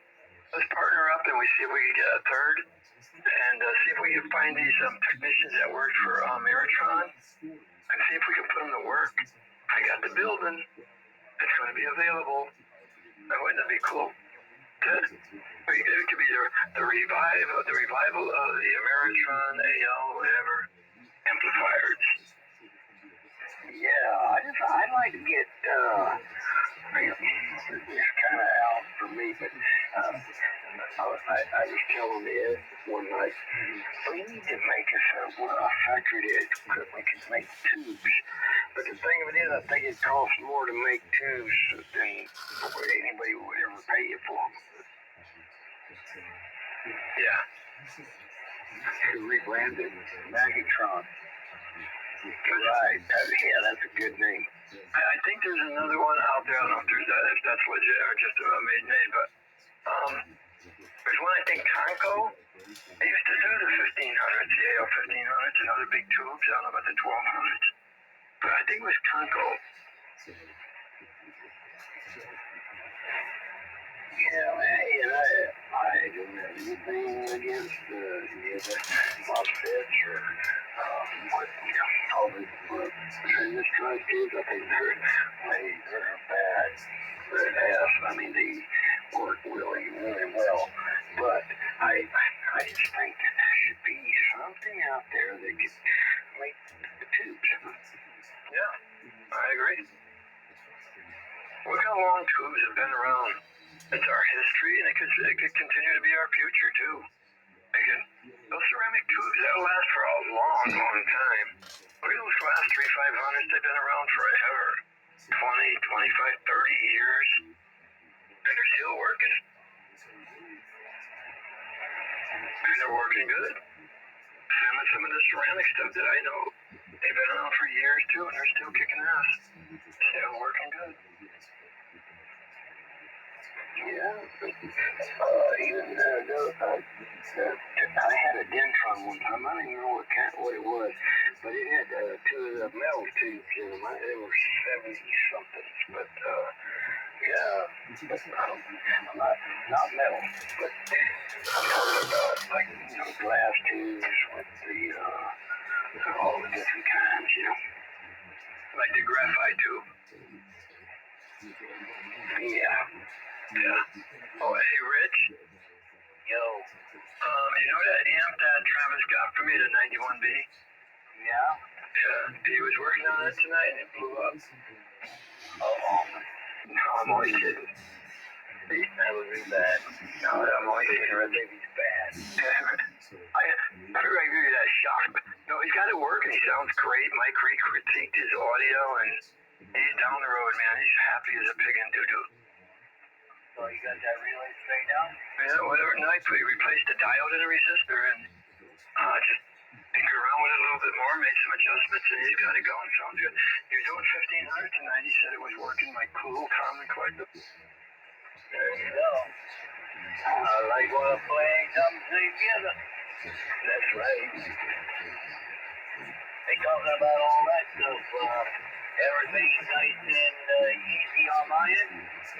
Yeah, you sounding good. There you go. Yeah, hopefully. Remember what we talked about on the phone? That's what I did yesterday. Either yesterday or today, I forget now. I'm losing time. But anyway, that's what I did. Well, I'm hearing you're pretty good, Rich. No problem. Yeah, so I did a separate ground for each item. Their own independent ground, each one of them. Yeah, well, it's working good. The ground is good. No, but I put it on that power supply too. Yeah. What kind of wires? I had copper ground strap. So I got 4 rods, 5 rods. I have 5 rods in the ground now, 8 of them. 8-footers. I got 5 of them down there, and each one independent to each piece of equipment.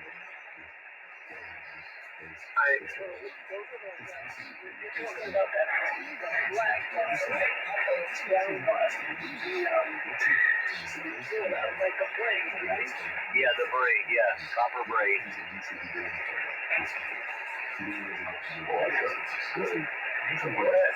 I have to do that every year. Sal, I got a question. Go ahead. Sal, I have the Fiduce microphone back on. I took the Behringer off. Is this okay? Yeah, sounds good. Does it seem like it has more audio or fuller audio? It sounds good. It sounds full. Unless you A-B them, like, if there's a period of time lapse, then I can't, recall how it was 5 or 10 minutes or yesterday, If you would have to do it pretty, quickly, But that one sounds good. The other one, you sound okay. I can't tell the difference. I don't remember what the other one was like. This one sounds good. Makes it loud, full. What do you think, Hank? Well, hey, the figure came up. Maybe it's pushing a little harder. And before it was like 10 and now it's 20. I don't know. The band might have moved around. Who knows? But it sounds right to me. Yeah, it's not missing any of the fidelity or anything like that. It's got the highs, the lows, everything in there. I might as well just leave it the way it is. Unless you think I should take out some of the lows or whatever. No, I think it sounds good the way, I'm used to hearing it in the real world, and no problem. Paul's in there and Rich, and there may be others. See what how they're hearing it. I couldn't tell you, George. I'm not an audio guy, but it's working. Yeah, I leave it alone. Yeah, what I did was I saved the parameters in the testing thing, and that's what I did. I just pressed the button and pulled it back, and then switched the microphone. So this is where it was before I started monkeying around with it. I don't have a problem. What I'm hearing is good. Rich, what do you think? Sounds okay to me. Hey, what's this new microphone that I've been hearing? Guys are talking on that. Something about a 16 or something? They've been buying it off of Amazon. Do you know that? No, don't know what it is. But here's that about 43. I should get the real number of it, but it sounded pretty good. It didn't have much bottom to it. It was more like a mid-range, friendly type of mic. Well, there's one the guys up on 43 are using. They all swear by it, and it's an economical or an affordable mic. It's like $20. That's the one. And it sounds pretty good. And all the guys that have them, I've heard them. And it's like a karaoke mic. Yeah, that's the one. That's exactly the one they've been using. Yeah, $20 microphone. Yeah, I never had one. I don't know, but I've heard of a few of the guys that do have them, and they sound okay. I mean, it's not. You remember that Sennheiser mic I showed you over at the invitation? The guy was asking $3,500 for it. Well, you take that mic, that high dollar, super expensive microphone, for what we do on ham radio is absolutely useless. But it's the prestige. I got me a Sennheiser, I got me a Neumann, and these thousands of dollar microphones. What the hell? We got a Spectrum. We can only utilize 3 to 4, maybe 6 KC, and that's it. I mean, I get these high dollar microphones. I don't get it. And when you can get a cheap one and EQ it and make it sound pretty doggone good. Yeah, there's a specials like studio for that. Got that high dollar microphone. I bet you if anybody put that $3,500 Neumann in front of their radio and critiqued it and critiqued the same $100 microphone, $50 microphone, critiqued it, people ain't gonna tell the difference. It's not like a $3,000 microphone is gonna be singing you a lullaby while the guy's talking. It's just ridiculous. He said that being's supposed to have hi-fi quality audio, producing the best voice, sound to come out. Well, in the world of sales, they tell you, they try to sell you the moon, the stars, and maybe a piece of the sun too, but I don't know. You gotta pattern, a polar pattern, and then, either it's flat, it's got a curve. You could work with whatever you have to work with if you have an EQ. Like with the quarter of phonics went out of that. Still trying to, we call it, what's the thing? Well, he said it's the Howard Stern microphone. They're trying to compare. That's the RE27, but Howard Stern has the RE27, the Electro Voice. That's a $550 to $600 microphone. I've had a couple of them over the years, in the last 30 years. That's a good mic, yeah, the Sennheiser. The Electro Voice is not a Sennheiser, I take that back. The Electro Voice RE27, good mic. But those cheap, you probably ain't gonna tell the difference unless you're in a recording studio, broadcasting, where you have acoustics and sound effects, a line or roaring and trains going down the tracks and horns and people singing opera. That's when you're going to get a benefit of a high-dollar microphone like that. And even those are EQ'd and with compression. So, and you can do so much with any of the microphones. Yeah, I agree. But so, there you go. Your pocketbook's big and your money's falling out of your pockets and you don't know what to do with it. You bring some of it over here because they say money's the root of all evil. And I could be one hell of an evil son of a bitch. Give me all the money you got. And I'll show you how happy I can get, Roger. Yeah, if somebody's gonna give me some money, I can do all kinds of things. I make magic happen with cheap garbage. Oh, man. Did you hear this spiel, Mike? You know what I'm talking about? These high-dollar mics. We were over at Amcation, Mike, and the guy had it up on a boom. And I stopped and I looked at the ticket. I thought I seen things. I thought it was $35. I looked at it, I turned the tag around, $3,500. This is a joke. The guy come over, could I help you? I said, no, not really, but is this a joke? I said, no, absolutely not. I said, what is it? He said, look at it. I looked at it and I turned the tag in, I looked at the mic, I said, oh shit, Neumann. Okay, yeah, I know all about the Neumann. That's an expensive mic. There's some of them are like $5,000 and $10,000. We used to talk about them years ago, and Neumann, blah, blah, blah. Anyway, yeah. But do you think you're going to sound any better with that $3,500 mic on this radio stuff, what we do? Absolutely not. Not one iota. Those things are designed for FM broadcasts with like a million watts, and they're EQ'd with like 30 band equalizers. No, the sideband, forget about it. Nah, you're throwing your money away. Like I said, if your pockets are bulging with money, it's like a fool and his money don't know what to do with it, and he just wants to piss it away. Yeah, go buy Sennheiser or Neumann or any of them high dollar, microphones and everything else that goes along with it. Now, if you're talking amplifier quality amps, radios, and put your money there, it'd be more advantageous than on a microphone. Well, spend it all on an amplifier and an antenna. Actually, don't even buy an antenna. Build it. They work better. This way you know just where you look at the specs. You look over here, you look over there, you listen around, see what's working, and a little investigation too. Yeah, that's what I'm thinking. Yeah.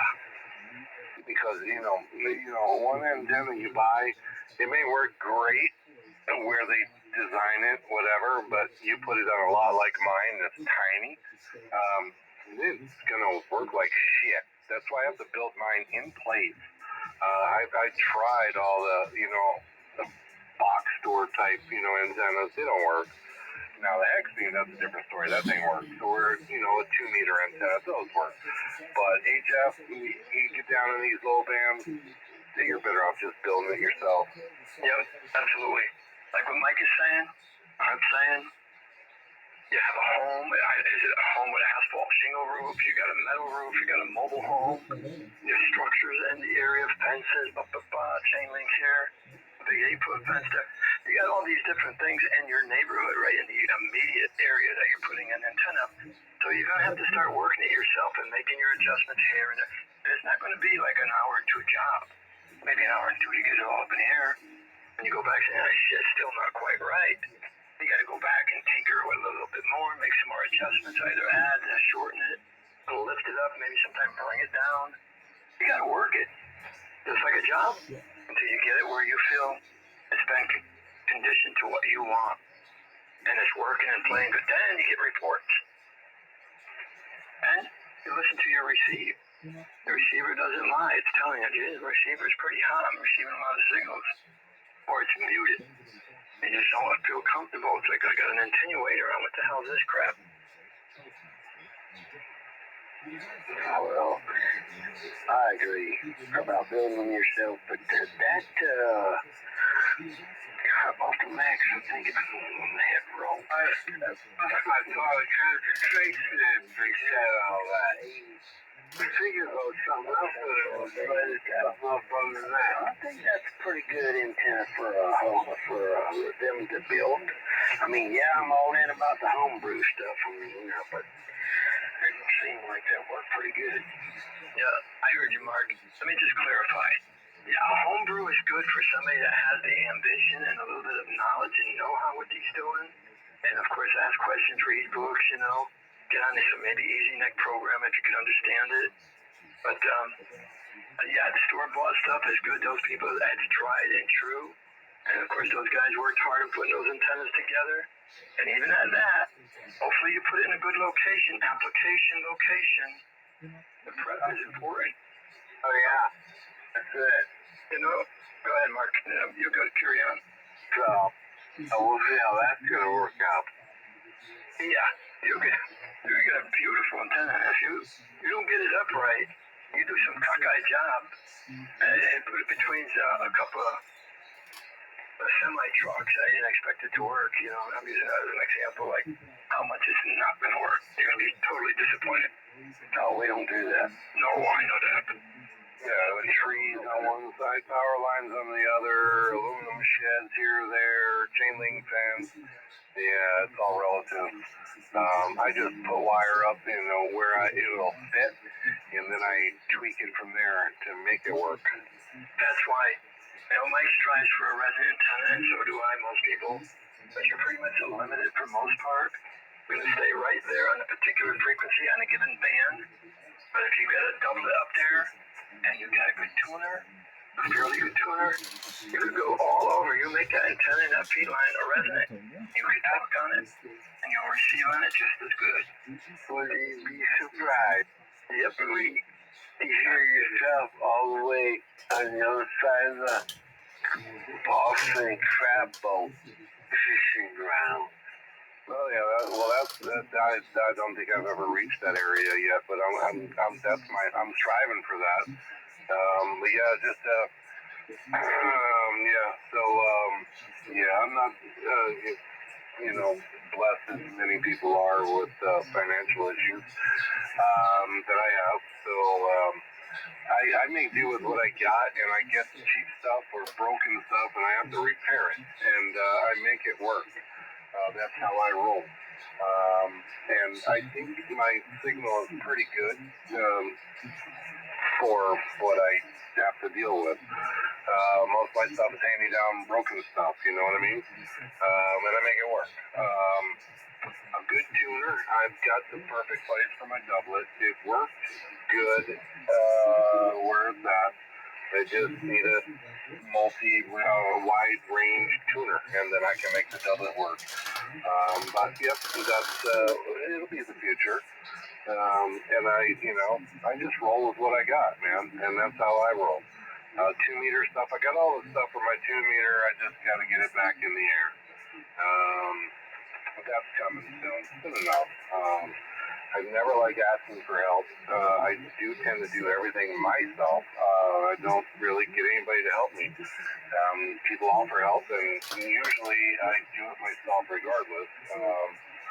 But some things I can't do, and that's why some things are still laying horizontal in my backyard. Well, you do a very good job in what you do here, Mike. And we're going to try to find you a tuner, something decent. I don't want to hear you say, I only work with resonant antennas. I don't really need a tuner.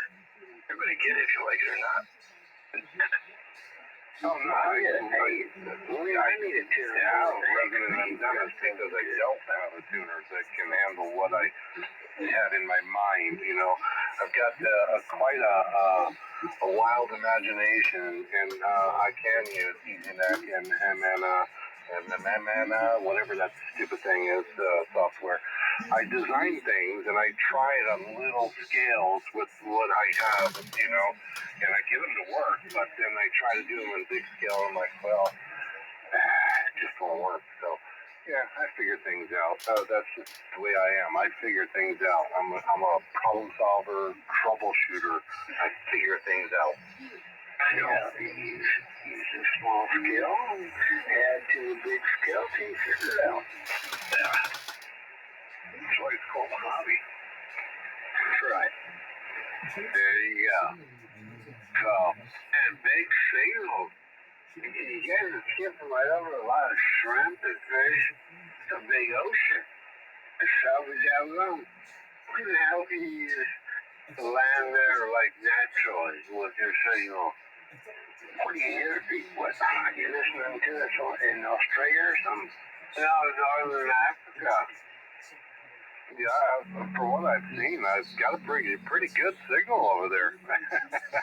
I've, you know, on all the bands, I've hit that area pretty good.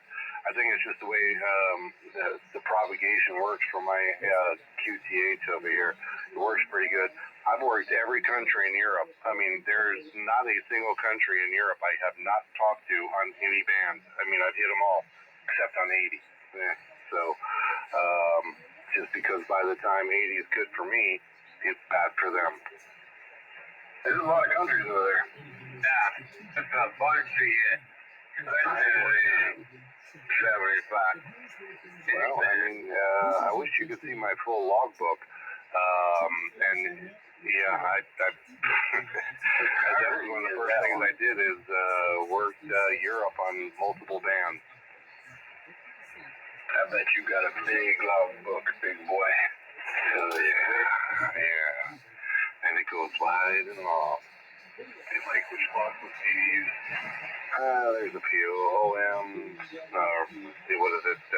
Log for OM, whatever it is. Logbook of the World. I use Club Log. I use QRZ. I pretty much anything that was out there when I first started doing the DX chasing. Any logbook out there, I downloaded and started using. Yeah, I use QRZ and Logbook of the World. I finally got Logbook of the World working, and I was able to upload my QRZ logbook to Logbook of the World, but then I can't. It won't let me do it again for some reason. I keep getting an error. I'm not sure what's wrong. Yeah, every so often they change the key for it, so you gotta update it. I did that just a couple months ago, and I had to change it. It seems every 6 months I have to reconnect the two. Yeah, the other big good one is Log for OM. That's a really good one, and you can incorporate all your logbooks into that one. And I picked up some contacts that I had from hell, there was one in there from 2023 that just got I guess it went through Log4OM, and it came through from 2 years ago, and I was like, wow, that's pretty cool. Logbook for OM. I guess that's a free download. Yeah, LOG4, the number 4, you know, LOG4. So Lima Oscar Golf 4, Oscar Mike. Yeah, it's free. I gotta check that one out. Pretty cool. And if you run a Yaesu radio, you can, if you hook your cat cable up, you know, your USB to USB to your computer, you can control everything from the computer on your radio. You can change frequency. So when you have, let's say, your DX spotter open, right? You see where it's at. You click on their call sign. It'll automatically change your radio and antenna to that frequency and band, and so you don't have to touch the radio. It just automatically changes. Now, if you've got a Lux, so that'll work for you just fine.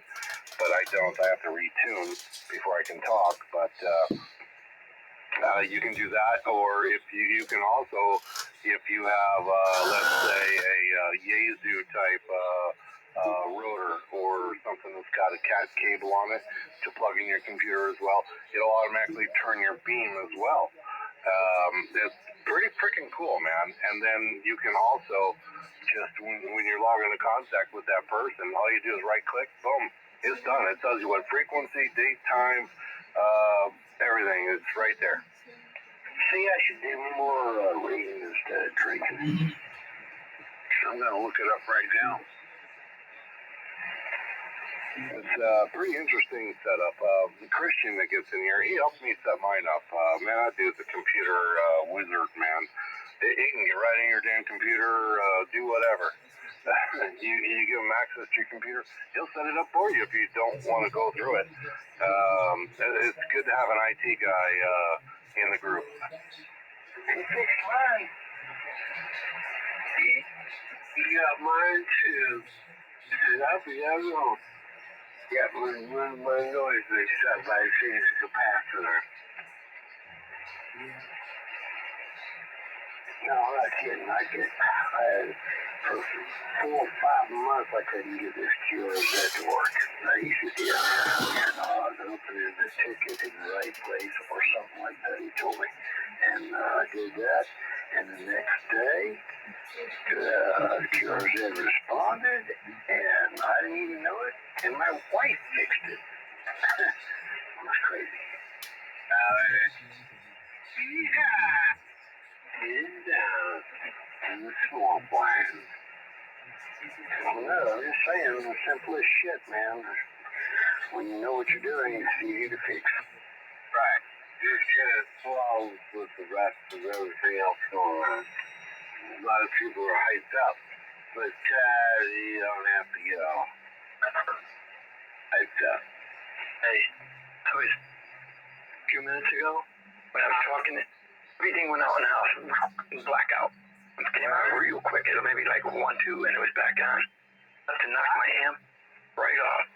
I had to go put it on. I waited, I think it's 180 seconds, and it came on. But it didn't take my radio RF probably sucked all the RF out of the air. Yeah, let's use it. I see that. I think it was when you guys were all talking. See that. No, it's not.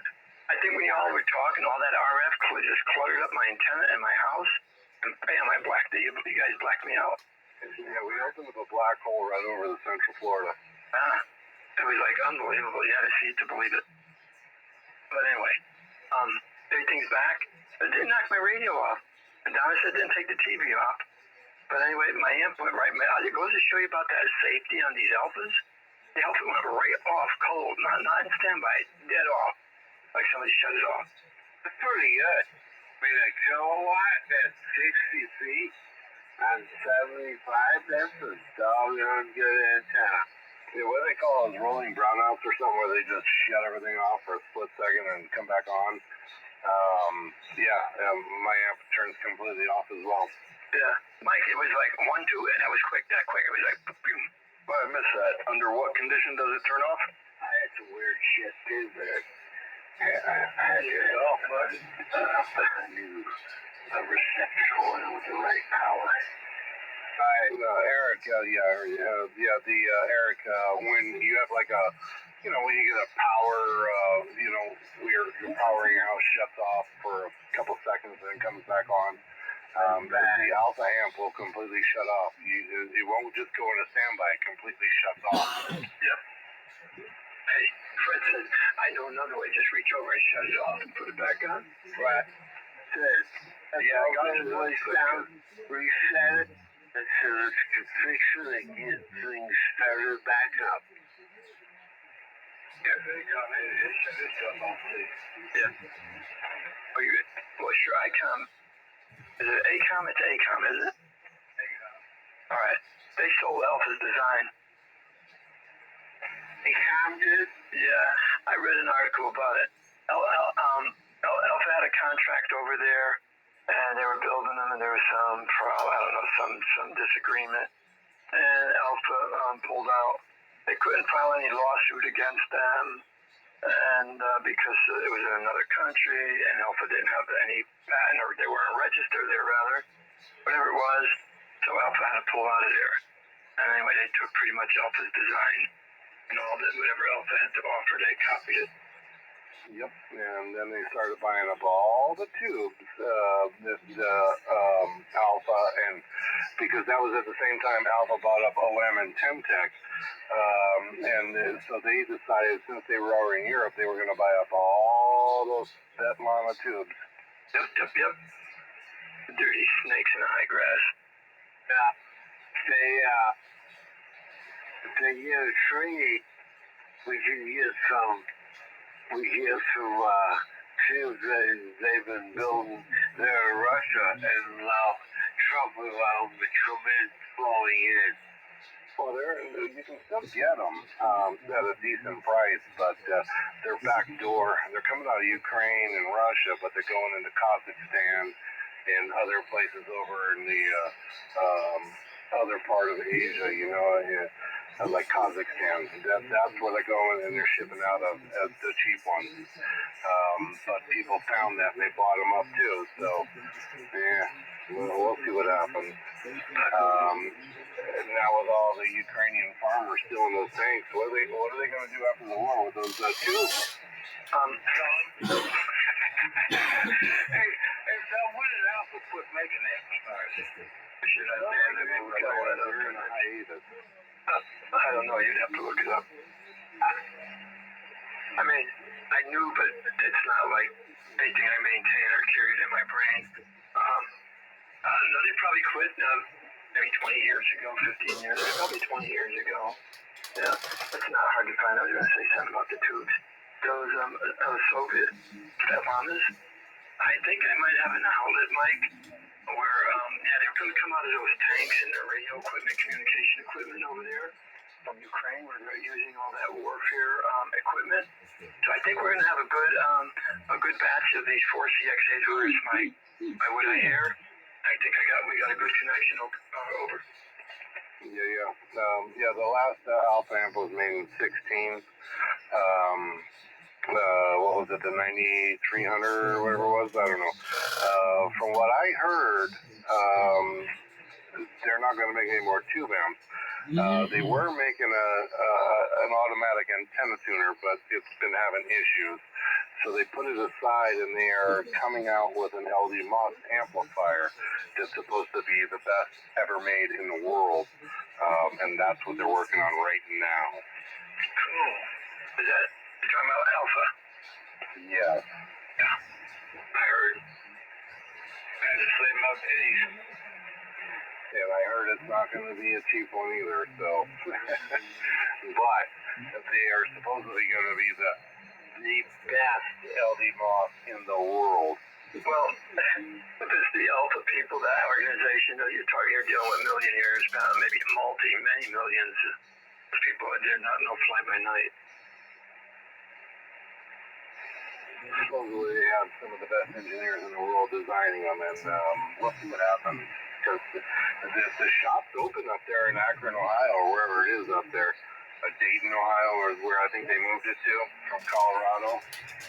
It's open. They're working, and they're hiring engineers and techs still today. But they are designing and building. They're not just going to do like Mercury or whatever, where they're just going to make a prototype and say, hey, like, get on a list and, wait a year. No, they're going to build up inventory and then let them go. Yeah, do research and develop it. Mike, you hit the nail right on the head. That's absolutely what they're doing. They want the stock. They're not going to say, well, we'll take an order. No, but the bing, bada bang, they're going to have it all there. They're going to have the stock ready and willing to go. Workers in there are doing their job and they're moving along the way. Yeah, and they'll take over the market. Yep.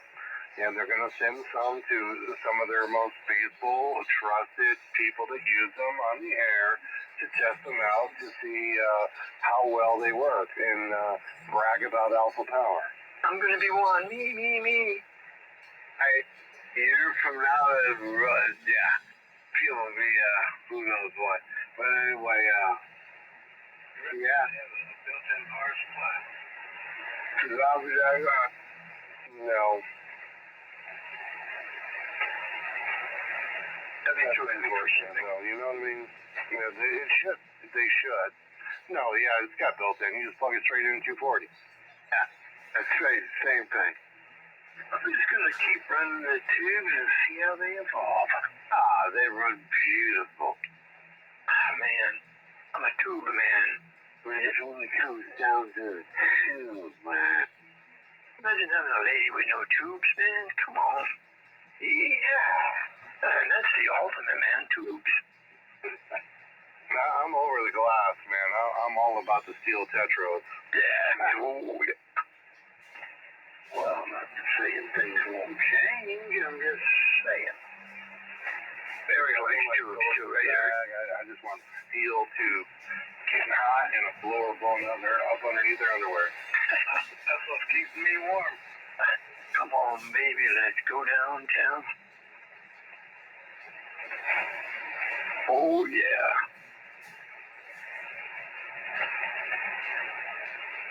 Hello there, Mr. Eric. I hear you in there.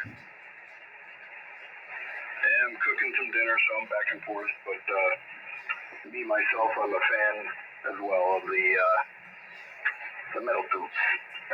You like the metal tubes?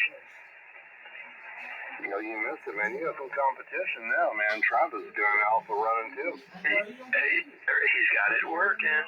Oh yeah, where's he at? He was here. Tonight. He came in and said, "Hey, Sal." I said, "Hey." He said, "How do I sound?" I said, "It sounds pretty good." I wasn't even thinking that he was working on it. He got it working. He's actually between you and us, man. He's in Lakeland area. Lakeland, okay. So I sent him a little package, a goodie package, a couple of resistors and some diodes and some screws for the cabinet. What's his radio? What's his radio? I think he has the DX10, don't he, Mike? Yeah, the FDX10. Oh, yeah. But anyway, he got it working. I see him, he's like 25, 30 over, so it looks good, he sound good. But then Mike critiqued him, and he really put the magic touch to him, the finishing touch. And man, he's definitely doing it now, walking tall. So I am a fan of that. The amps working, he's as happy as happy could be. I think it's a good combo. The radio on the amp, oh yeah.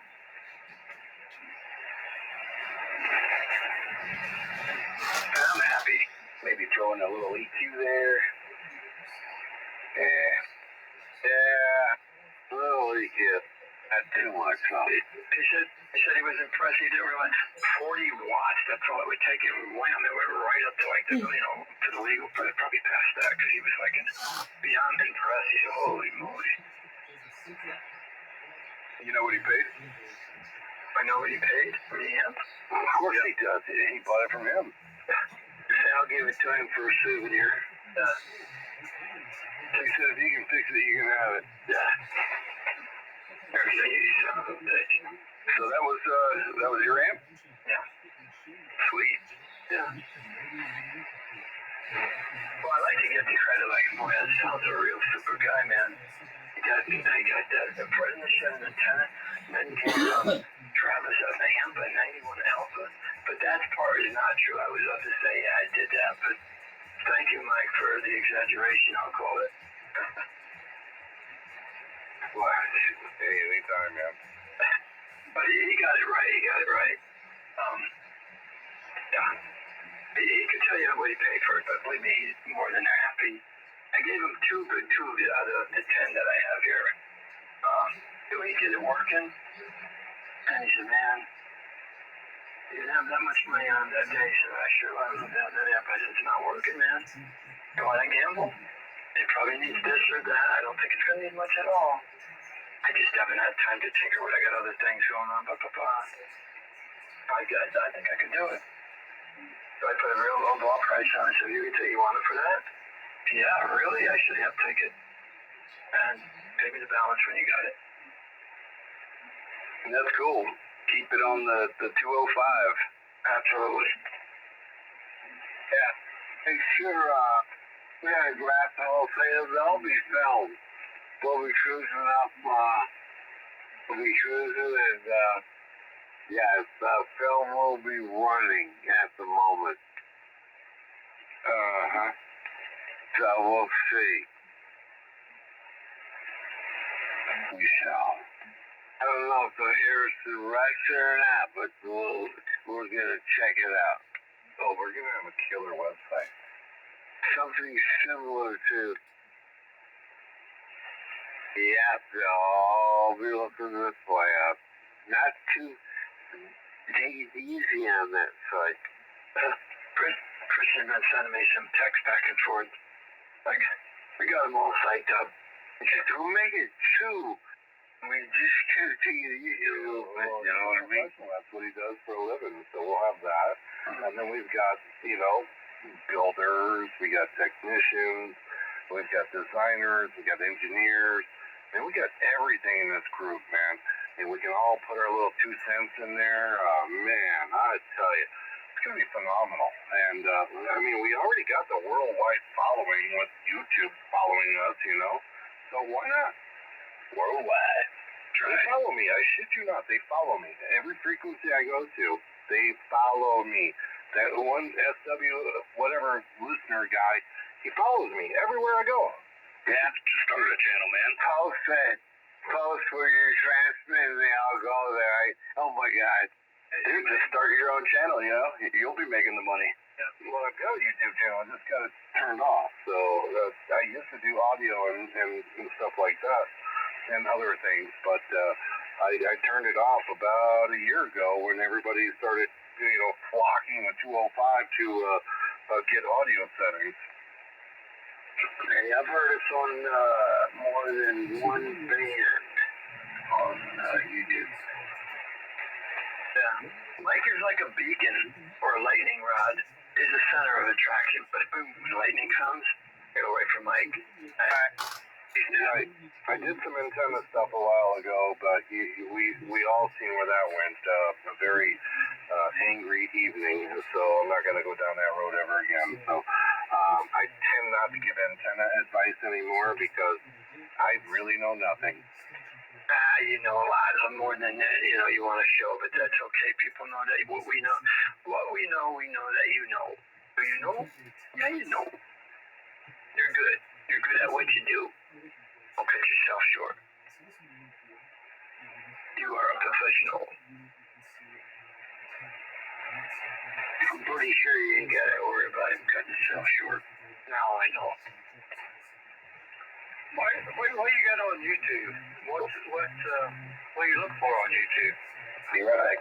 Oh, it's all the way off, Fred. I don't have it even out there anymore. It's shut down. When I'm ready, I'll turn it back on, but now's not the time.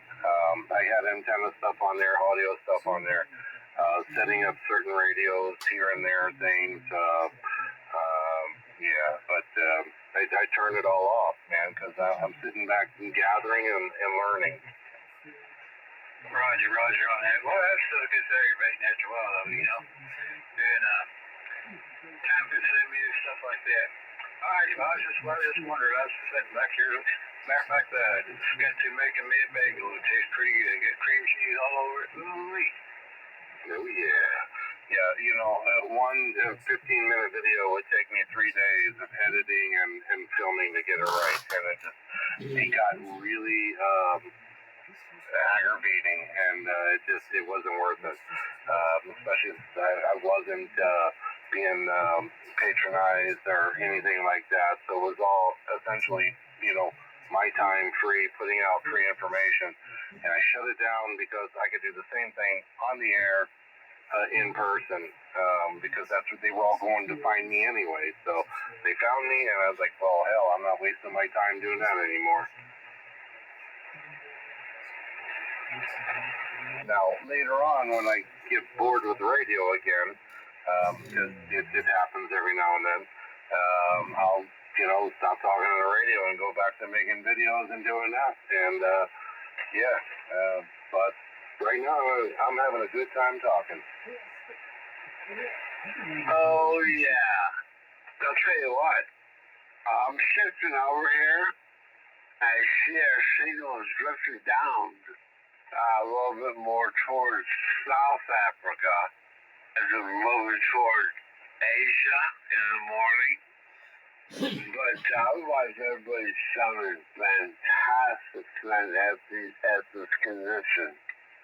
You know what I need on the 80 meter band, Mark? I need Alaska and I need Hawaii to finish my work to all states on 75 or 80, whatever you want to call it. Alaska and Hawaii, those are the last two states I need. That's the last four people I talked to in Alaska. They there with confirmed the contact. Damn, you one DX and son of a gun. Yeah. Just only Alaska and Hawaii is the only two he needs. So we need to find either one or both of those two For 80 meter band.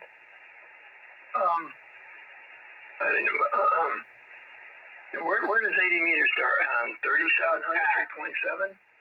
Well, theoretically, the whole thing is, but the upper end of it in the voice area, in the general area, so to speak, it's called 75 meter band, but Log What Is the World, QRZ, and all those things, they still call it 80. Hey, Roger. This is such a big band, it may as well be two, right? Well, yeah, I've always, back when we, back in the day, as we say, it was, there was 75. I think it went down around 37, 50, 30, 3.7 something. And then below that was 80 meters down in the CW area. And up all the way to like 3,700, I think 3.7. Where is all that? What's that? Well, it goes, what, 36 to 40. That's where it goes, and 36 to 38 is technically 80 meter, and then 38 to 40 is 75. I think that's the way they do it. I get it, There's about 3, 4, 5 people that are all saying it was here, it's there, no one signed up. Yeah, they all know. Well, the whole thing is disintegrated and it hit the ground. Yeah, it was like a big fallout. Like a hill. Fred, what did you think, Fred? What did you say, 37, 37? I think 38 starts 75, right? No, 37. 37. My little chart over here says 37. Yeah, that's what I knew it as. 3.7. 37, I'll be all right. Yeah, That's good. Good signal. but anyway. Guys, I'm on my Yaesu 72 UA. Turn this thing down. Sounds good. Yeah, it's the old SB221. About 800 watts right now. I'm trying to get it up. I haven't fired it up in a long time. Is that Daryl? Nah, it's Paul. How's the audio? You got sound different parts. I got a little hall effect there, a little reverb. A little bit, yeah. Your side does. Yeah, you like you're in that empty room, you know? I mean, it's not bad, but it's not like, hey. Yeah, I probably have to adjust the EQ. That sounds good. All right, I'm a little closer to the mic. I guess that helps. If I got a switch here, I can go and dump my audio on the back end of the radio. You want to hear what it sounds like? Yeah, if you can. Yeah, I haven't fired this up in a while. She tuned right up. 1.2 on the SWLing, and we're doing about 800 watts right now. Okay. Well, I don't know if you can pick up anything, but it gives you a room effect or something. It seems like, because I'm now hitting it with line level, hello radio, and maybe my signal went up too. What do you think? It did, but it sounds like there's a little reverb in there. On my end? No, I just, Mike must be talking about my audio, Mike. Yeah, it sounded like there was a little bit of what do they call it? Not reverb. What's the other thing called? Echo? Ambience? No, I forget what the hell it's called. You know what I'm talking about, though. Just get that little bit of echo sound. Not reverb, but what's the other one called? Playgate? Yeah. This is plate gate modulation. Greetings. Plate gate. Yeah. Let's play. The old the AM people like this. This is the way they used to sound. Hello, my name is Sal. W4SAL. You hear me? I'm running 1500 watts on an AM modulator. W4SAL. Actually, I really like that. You like it, Mike? Yeah, really clean. Yeah, I like that too. And he told me there you go. I said, what do you got going on now? I'm looking at me. What? Let me get some opinion. Mark, what do you think? A lot. You thinking a lot, or you like it a lot? Oh, I think a lot, and I like it even more. No shit. You mean you would want more? I mean, whatever you know what it is. Yeah. He says he likes it a lot more. Yeah. Seems a little different than my adventure was endeavoring for a moment. And then, you just go over here. So, yeah, of course. All right, that's good. I've never had so much fun. You guys, right, here's something else. Okay, this is Murray DeKay in a swinging soiree. And anyway, get me to act out now. Murray DeKay. Oh, my word. You remember Murray DeKay? I do. Hey, how about 10-10 wins at New York with Wolfman Jack? That's right. And then it was Cousin Brucey. Cousin Brucey. Ding. Wait, what had a bell? Was that in wins? That was ding. You remember that? That wins New York. I think they ring the bell every now and then. I was at Wolfman. Cousin Brucey. Cousin Brucey. Okay. This is Murray DeKay in a swinging soiree, the oldies but goodies, and songs of the past bringing back memories of you. So let's hear it. We got some dedications here. Let's see. We got Lyndon Lovin Thomas. Go ahead. Those oldies but goodies. Yeah. Well, obviously we had Grand Ole Opry. Yeah, right. And that's that. Opera. I went to it one time, man. It was fun. Opera. Trio down I was there. there too. Pretty cool. Not Down to get it the nowadays, but pretty cool. Well, what was the radio station? WRN, right? I forgot what it was. 600, 605, something like that. Yep, and they still use the same microphones on stage. They all have to perform using the same microphones.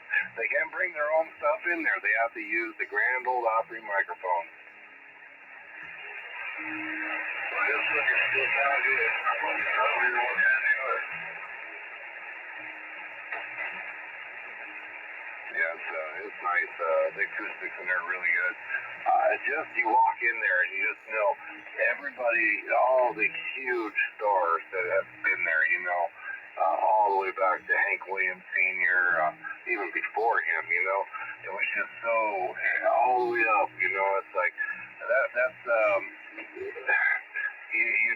if you get invited to perform at the Grand Ole Opry, for that genre anyway, you've reached the pinnacle of your career. Hey, have you ever been there at Christmas time? They got that place lit up outside. I mean, you can see a glowing sky from miles away. You're like, what's wrong with that? What's Opryland? They got a zillion lights. So what the hell? You can see it from everywhere. And Dolly Parton plays a big part in there because, she's from right down the road from there, so to speak. Well, hell, everybody lives around there. Man, I tell you, I used to I was stationed up at Fort Campbell, which is not too far from about 65 miles away from there. And I used to go down there every weekend and hang out in that area. Nashville Cats, that's probably what they call you. Can't believe you were right there when it all went down. I'll tell you, man, it's pretty cool. I mean, everybody thinks Nashville is just country music, but actually Nashville is like the music capital of the country. Every recording label is in Nashville.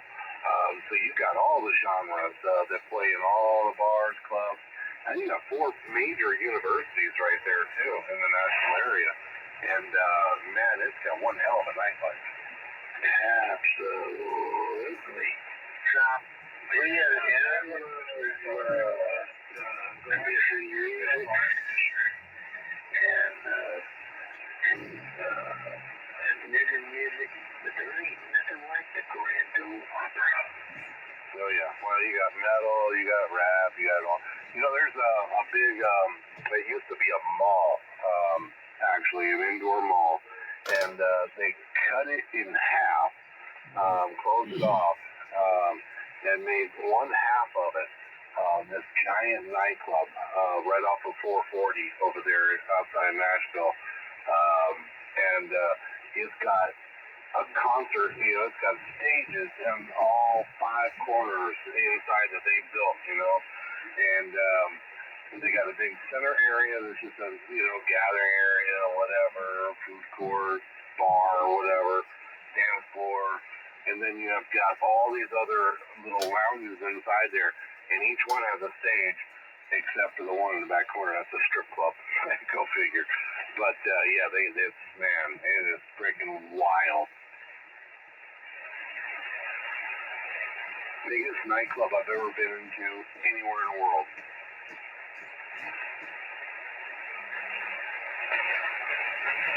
I have to say you're right, because I have been there too.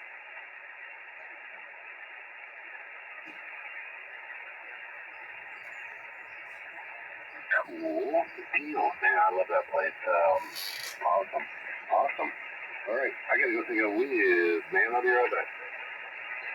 I think Nashville and Savannah are the two, mine and my wife's two favorite places. Yeah, I like Old Town Savannah over towards the coast, further over towards the coast, towards Tybee, in Old Town.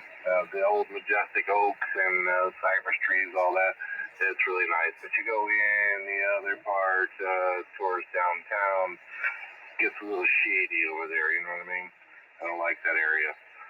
But Nashville, as long as you're in the McMinnville, in that area over there, downtown now, further south of Nashville.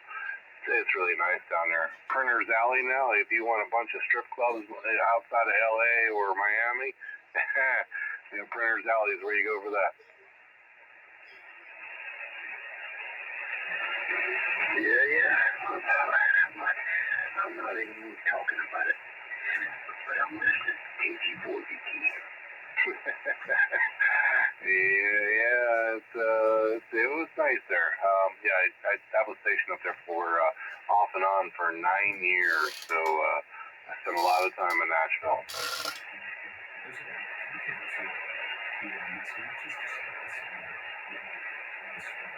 I almost lost my life coming back on Interstate 65 coming back.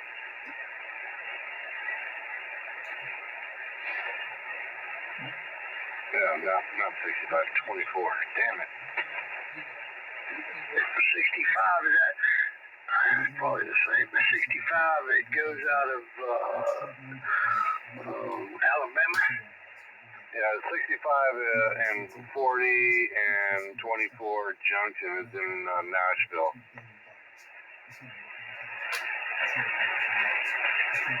No, I was going to tell you a whole other story. I'm not sure, but I think it was 65 I was coming down out of Tennessee, and man, it was freezing cold in the road.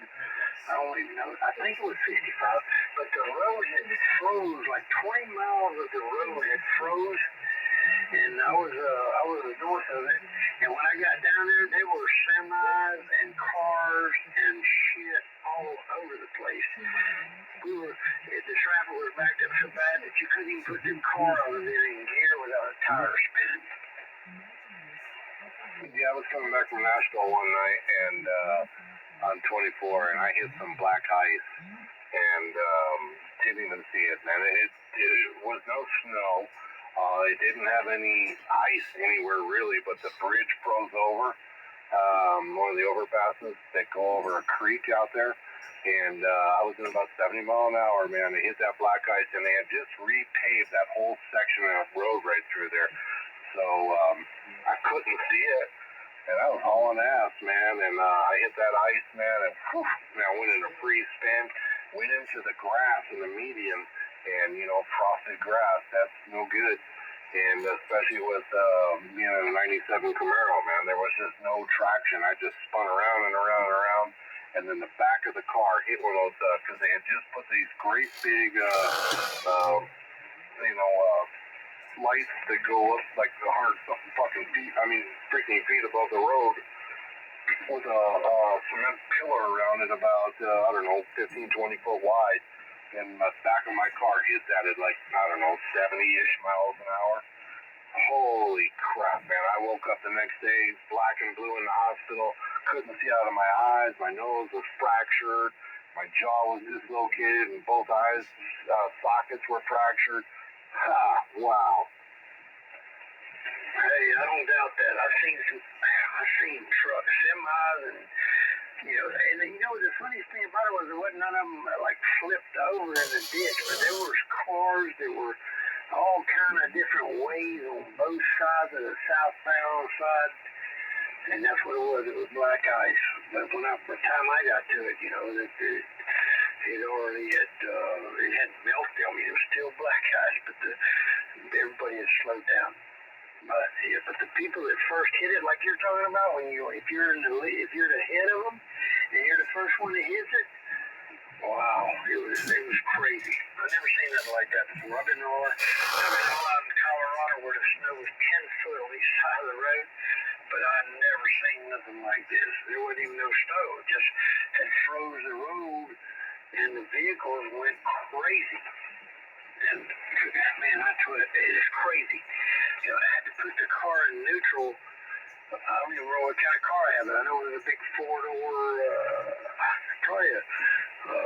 big Kia or some kind of Chinese car. But anyway, you had to put it in neutral so you get that front tire didn't spin. Anyway, I'm going to go make me a cold beverage and take a break. 84 BT. All right, same thing on me, man. I was just driving along, and all of a sudden,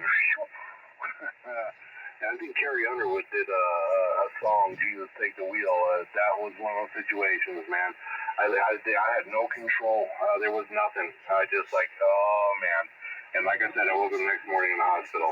Actually, it wasn't even morning. It was 12 noonish. And loser. It was hurt and pain. Oh, my God. And boy, did I get in trouble because I was, I wasn't supposed to be where I was, and I had the BAC.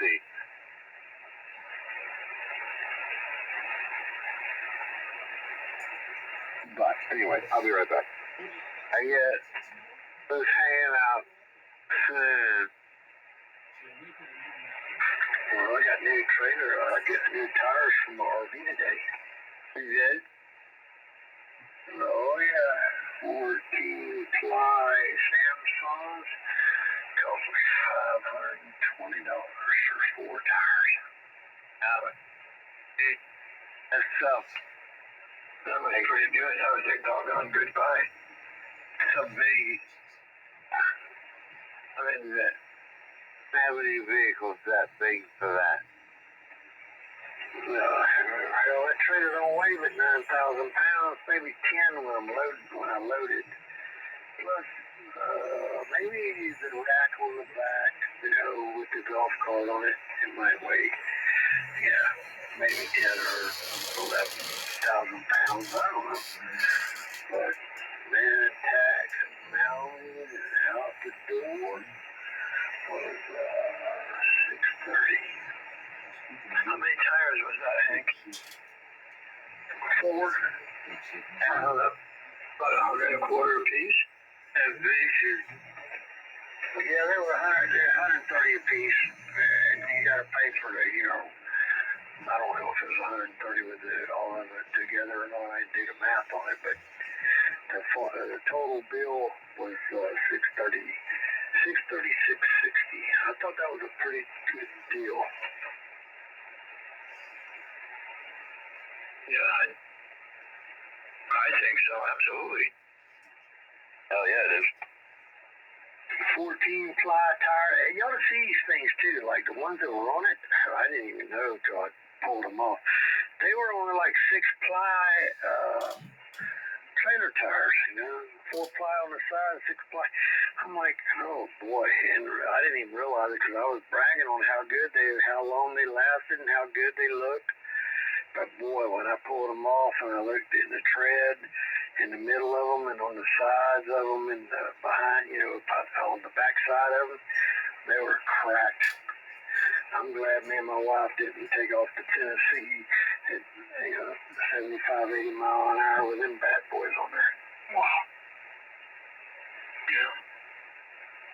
Being so far away like that, that would have been terrible. Yeah. You don't want to be heading away when it's time to collect. You're heading on through, and then you're heading away. That was the right station. You're right. So I didn't even think about it either, because I just wanted to get it all out of the shop here and off the jack stands. But I had them order me another one for the spare tire because they don't look that good either. And, you don't want to blow one and then blow one. That would be crazy. Anyway, I heard somebody else out there too. Go ahead. KG4BT Springhill. And Jerry, W846U. Hello, Jerry. Hello. Hello, Jerry. Talk to us, Sal. How was your day today? Doing good today? Everything okay? My mom went right on my, I thought it was my radio, but it wasn't. It was lightning and all pretty hard up here. And one end of my wire goes into some trees, and they were wet, and that was still going. Oh, we done. Yeah. Yeah. Could you put a little bit more mic in on it? You sound good, but maybe just a little bit more audio. Down on the St. Pete Tower. Yeah. Burn the water off. Could you crank it up a little bit, Jerry? Yeah, is that okay right there? Yeah, that's better. Yeah. A little bit. Yeah, absolutely. I mean, you're not knocking the house down, but yeah, it's better than what it was. But anyway, I guess you had a good day today, huh?